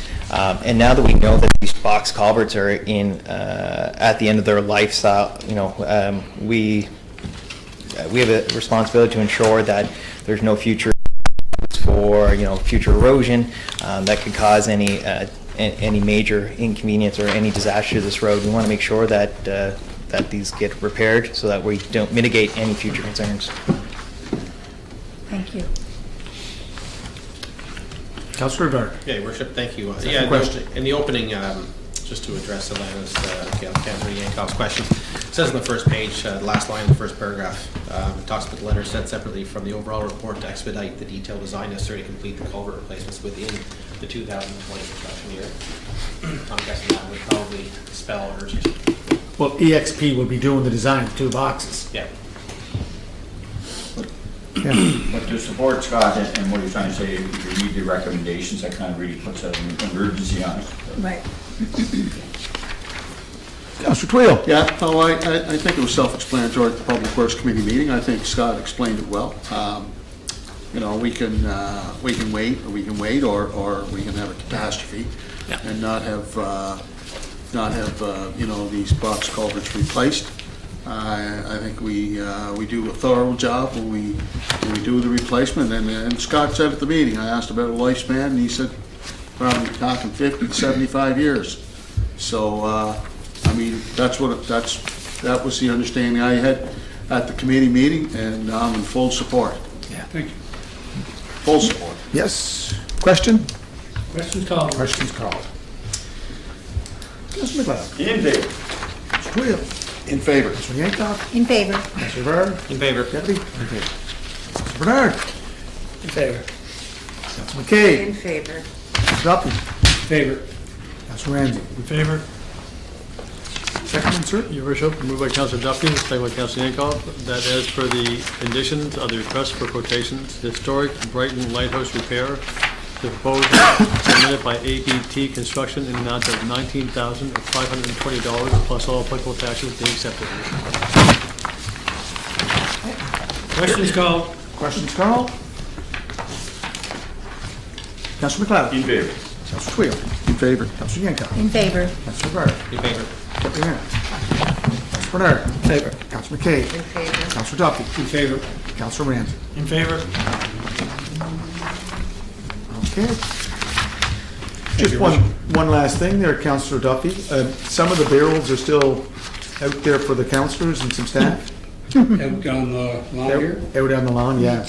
Mine was done first, Your Worship. I was second. No, I was second. No. No, you weren't. I was done before you. Yeah, you were, because we looked at yours, and Lori said yours is already mature, so we're gonna beat you. Yeah. Mine's the best. So if you had time, some of the staff have to. I keep forgetting about it. Thank you.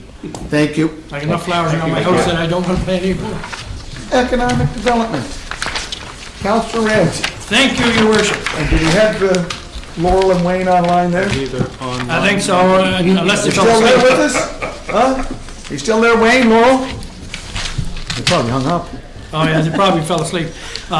Economic Development, Tourism, and Events Management Committee met July 7th. The minutes are in your package. Charlottetown Arts Advisory Board met July 3rd. The open minutes are in your package. I have one resolution. Okay. I have one resolution, and before I do that, Your Worship,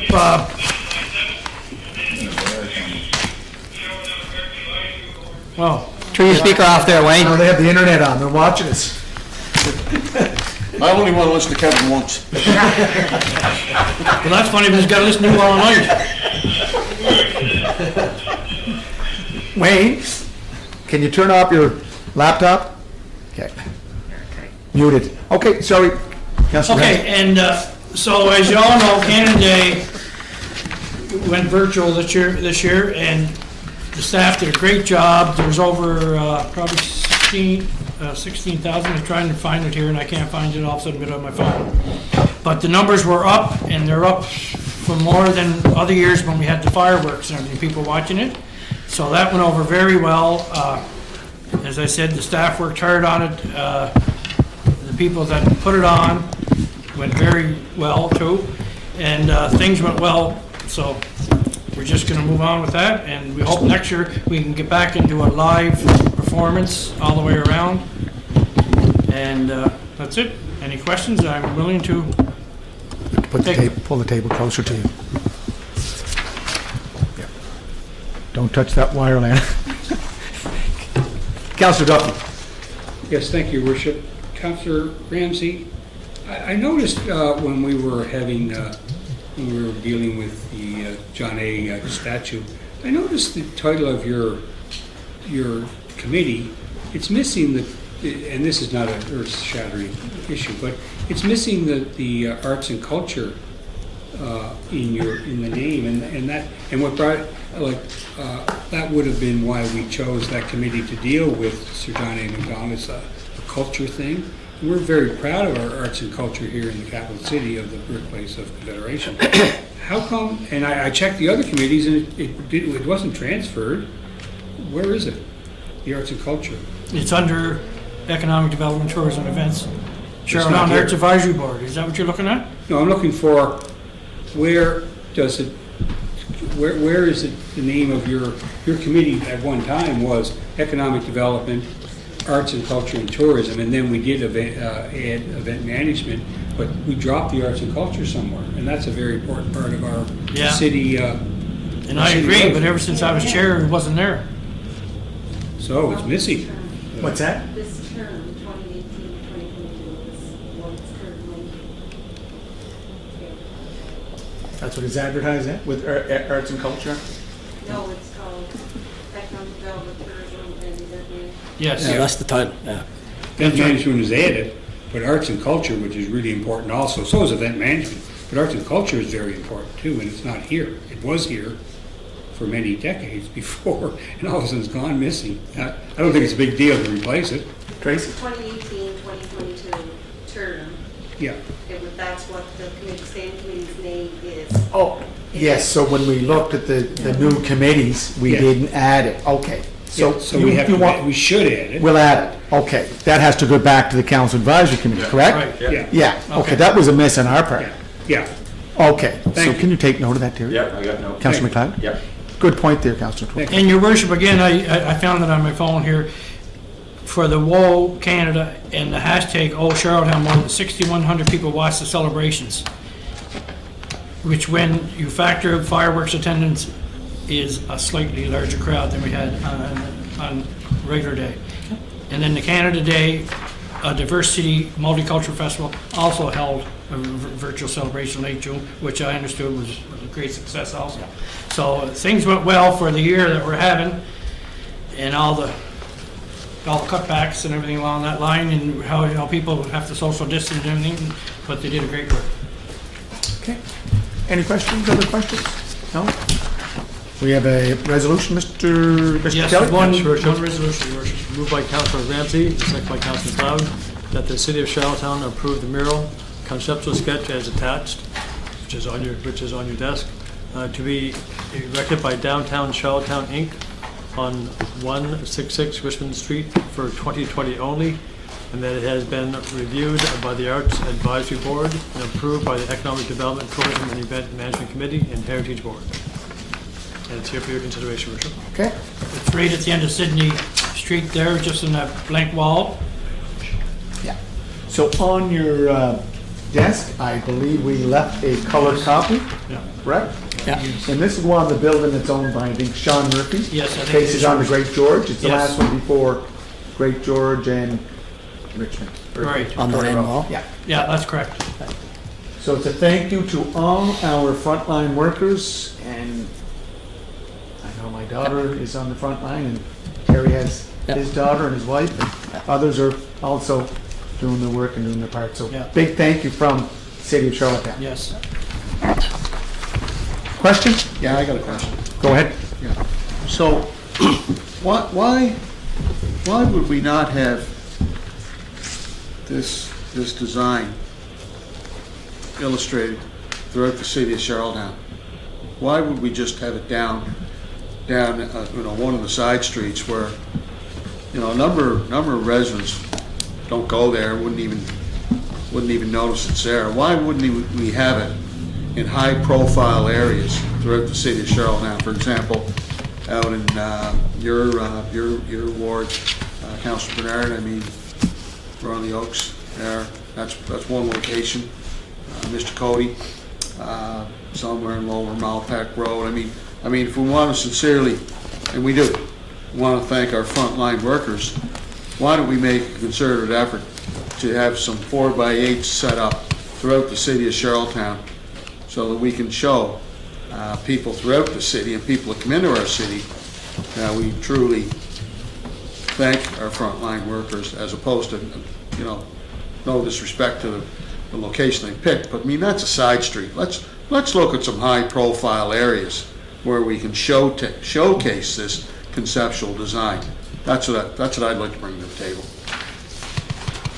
Councillor, do you want to bring it up to the next Something we meeting? can certainly look at, Your Worship. And, Please put it on there, Kevin. Yes, Could we you? will. And on a sidebar here too, as all probably know, Ron Atkinson is retiring the end of August. We brought it up at our meeting the other day, and Ron is truly going to be missed. He's very knowledgeable for economic development, and I really enjoyed working with Ron.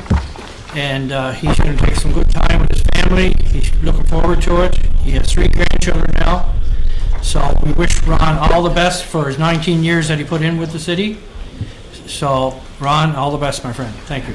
And Kevin, Councillor Ramsey, I want to echo that too. He finishes on July 31st, right? Yes, he does. Yeah. Well, he's supposed to be done the end of August, but he's finishing July 31st because he's going to be using up his holidays. And everything. And I know, I've known Ron for a long time, and I think his service to the city has been great, and he'll be greatly missed. So hopefully Mr. Kelly will plan a little going away party for him. And Ron doesn't like the fanfare Yeah, I and know. everything because I told him I was going to mention it. He's in Halifax, or he's away seeing his new grandson right now, but that's how Ron is. He's low key, but he gets the job done. So he's very easy to work with. Councillor Vert, just before you ask your question, Mr. Long is going to give us the size of this piece of art. Yeah, I just wanted to comment on just that we're going to keep Ron Atkinson on our scramble teams for golf, because I don't think he's ever missed a fairway. So I just want to make sure he's... Oh, I thought you were the pro golfer. No, I miss every fairway, Okay. just a little further in the woods. Wayne, could you give us the, just a little background? Can you hear me? Hello? Yeah. Can you give us a background, like some information about the mural, the dimensions of it? Your Worship, the mural, can you hear me okay? Yes? Yeah, the mural is a project of Downtown Charlottetown, Inc., and they actually went out and engaged the artist directly, so it's their specific project. So you would have to have any discussion with them on that. And secondly, it would be hard to, do a duplicate of an original form of painting due to the authenticity of the artwork of the artist. So just so everyone is aware, this is a Discover Downtown Charlottetown, Inc. project, which they're leading directly. So we can't make any decisions without having discussions with them and understand how the project came about. What's the dimensions of the mural? Is it 6? What is it? I don't have it in front of me, Your Worship, but it's either 4 to 6 panels, I believe. I got it. I mean, after the fact, perhaps the mural can move around, but I can't speak on behalf of Downtown Charlottetown, Inc., but I want people to be aware that it is their project and they engaged and hired the artist.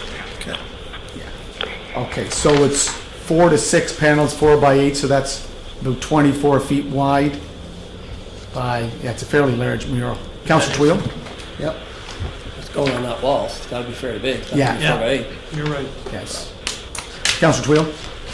Well, if we can't use that, then we can come up with another design. So we'll discuss it at economic development. Yeah, we And will. I think it'd be nice to have some signage here in our entranceways and in each one of our wards and show people that, our frontline workers that we as a city, right across the city, certainly value and appreciate their efforts, and it hasn't gone unnoticed. We certainly will take that back to our committee, Councillor Twill. Thank you. Thank you. Chair Ramsey. Thank you, Chair. Councillor McLeod? Yea or nay? Councillor Twill? For Kevin? In favor. Councillor Yankoff? Councillor Rivard? In favor. Deputy? Councillor Bernard? Councillor McKay? In favor. Councillor Duffy? In favor. Councillor Ramsey? In favor. Thank you. Thank you. That's it for your report. Thank you, Councillor Ramsey. Yeah. Thank you, Wayne. Thank you, Lowell.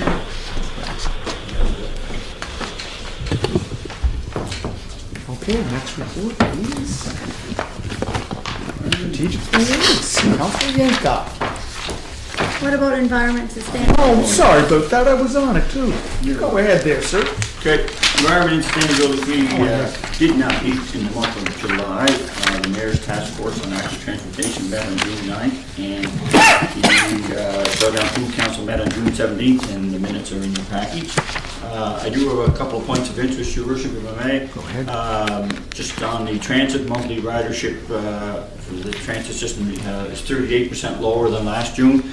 But despite that, it's come up a long way in the last 3 months. We were down to about 20% ridership there at one point. So every week it's growing, and we're slowly getting back to good numbers again. So things are on a positive there. The 2020 Community Sustainability Micro Grant Program was launched July 6th. The program, which has been offered annually, will provide grants up to $2,500 to community groups and individuals to fund initiatives that further the goals of the city's integrated community sustainability plan. This year, special consideration will be given to projects that address the challenges brought on by COVID pandemic or that contribute to the promotion of a diverse and inclusive culture in Charlottetown. So these applications will be accepted until July 31st. The Environment and Sustainability continues to partner with the Canadian Food Inspection Agency on monitoring for the presence of the emerald ash borer. As of yet, there has been no PEI. We're doing our best to keep that monitored. There's roughly 590 trees, so it's, we don't want to go where we were before there. So we're monitoring closely on that. And outside of that, I'm done with my report. Any questions? Councillor Duffy. Thank you, Councillor McLeod, for your report. Councillor McLeod, I noticed on the Charlottetown Food Council's minutes for Wednesday, the June 17th, 2025 p.m., I noticed that they have 12 members on the Food Council Committee, but 7 were missing. Regrets by 7 people. Therefore, they didn't have quorum. But they went on to meet anyway and made all these you know what I'm saying? I think basically what to get that many people together, they struggle, and I think they felt that because they hadn't met prior that they needed to get going again, and so they decided to have the meeting anyway, just simply for, you know, there wasn't a lot of action taken, but and there's no conflicts of any of that nature, but I think they just more or less gave a financial update, and you know, it's a tough committee really to stay involved with. It takes time, and these people are all professionals in what they do, and you know, trying to just have projects to do that can kind of explain really why and what they do is a tough one. Yeah. You know, But I anything will they bring that did up. is not valid. Yeah. There's no quorum. Yeah, no quorum. And we are pushing the fact that anything that they do has to go back to the environment anyway. They can only make suggestions. So that's the other part that was mentioned in the minute. So outside of that, I will take that back to the model for sure and make sure that we carry on to get a quorum as best we can. Yeah. Okay, thanks. Thank you. Thank you. Okay. Thank you, Councillor. Thank you, Your Worship. So the Strategic Priorities and Intergovernmental Cooperation Committee met on Thursday, July 9. The minutes are included in your package. The Affordable Housing Advisory Committee, the Youth Engagement Advisory Committee, both did not meet last month. There are no resolutions at this time for your consideration. And again, I will do my best to answer any questions. Questions? Thank you, Councillor Yankoff.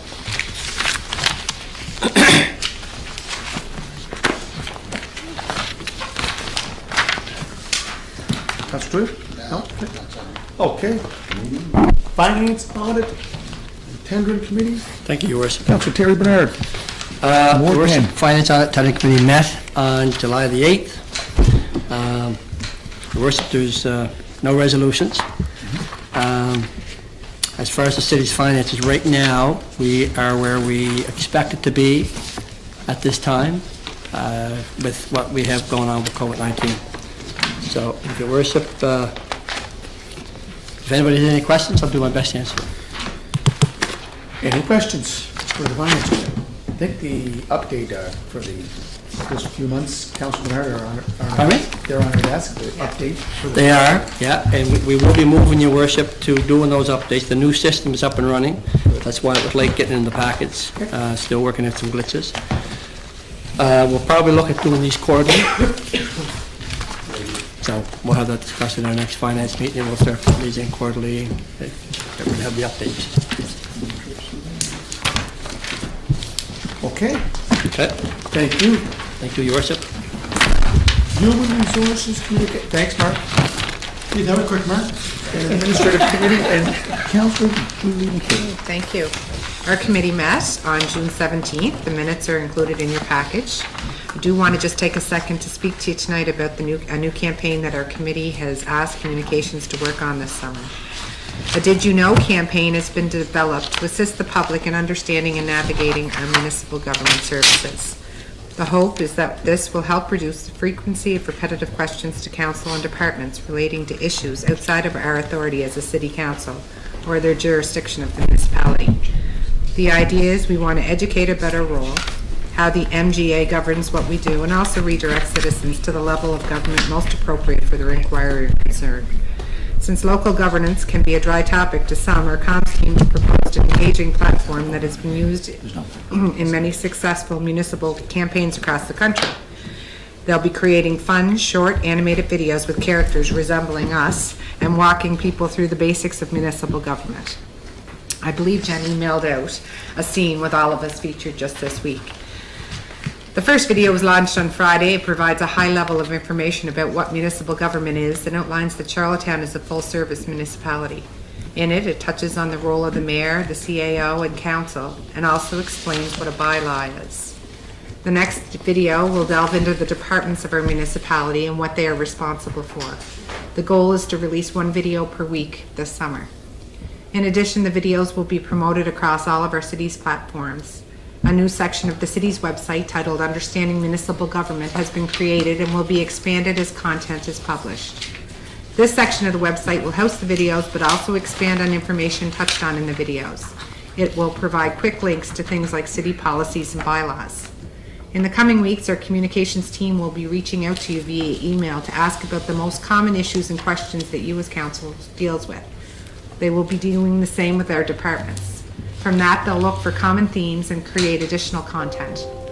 To help ensure we are reaching everyone we can with this campaign, we're also going to do a small marketing campaign with some print, radio, and social media ads. They'll also be launching a social media schedule of Did You Know posts to tackle topics and frequent questions online. This will be evaluated at the end of the summer to see how it was received.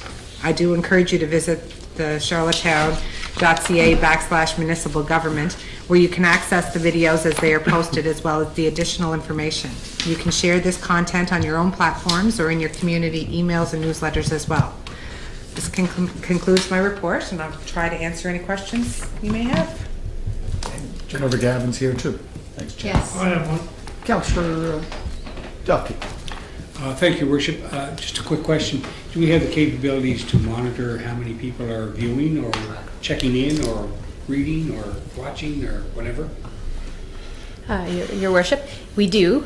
So we'll be able to do a report. We're hoping to wait till the end so we can kind of get a better idea of how the paid marketing campaigns influence it as well. But yes, we will track each video and each campaign that we do each week. Thank you. Councillor Ramsey. I don't have a question, I have a statement. Oh. You sort of made us look real good in that cartoon, Jen, so. Who does? I never looked as good, so thank you very much for that. I loved it, yeah. Yeah, it was cute. I think it's really simple. Oh, here we go. What do you mean cute? Good looking, good looking.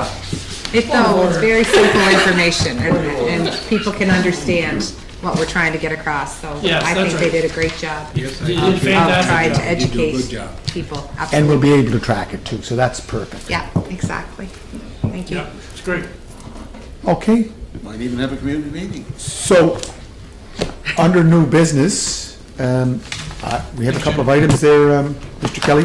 Mr. Kelly, Your Worship, you had, at the beginning, we had forgotten to bring forward, we need a closed session for a few quick points that need to be resolved before tomorrow, Your Worship. but, Mr. Kelly, the letter that we're sending to the Director General of That's Telecommunications, one of the enclosed ones, just make sure that there's no issues there with council. there's what? That's one of the ones that's going to council, Your Worship, in the closed session. Okay. Point of order, Worship. Yes, sir. We didn't do council advisory. Oh, I know we didn't, because we didn't meet, but anyways. Well, anyone else? Any report? No, I have no report. You just want to talk. You just want to talk. It wasn't on the record. Want the airtime. No, I just want to make sure we follow. No, thank you very much, sir. It's just, I'm looking at the time, and remember, if it gets to 8 o'clock, it has to be unanimous to go on beyond that, but I don't think we'll have to do that, right, Mr. Kelly? It should be fairly quick, Your Worship.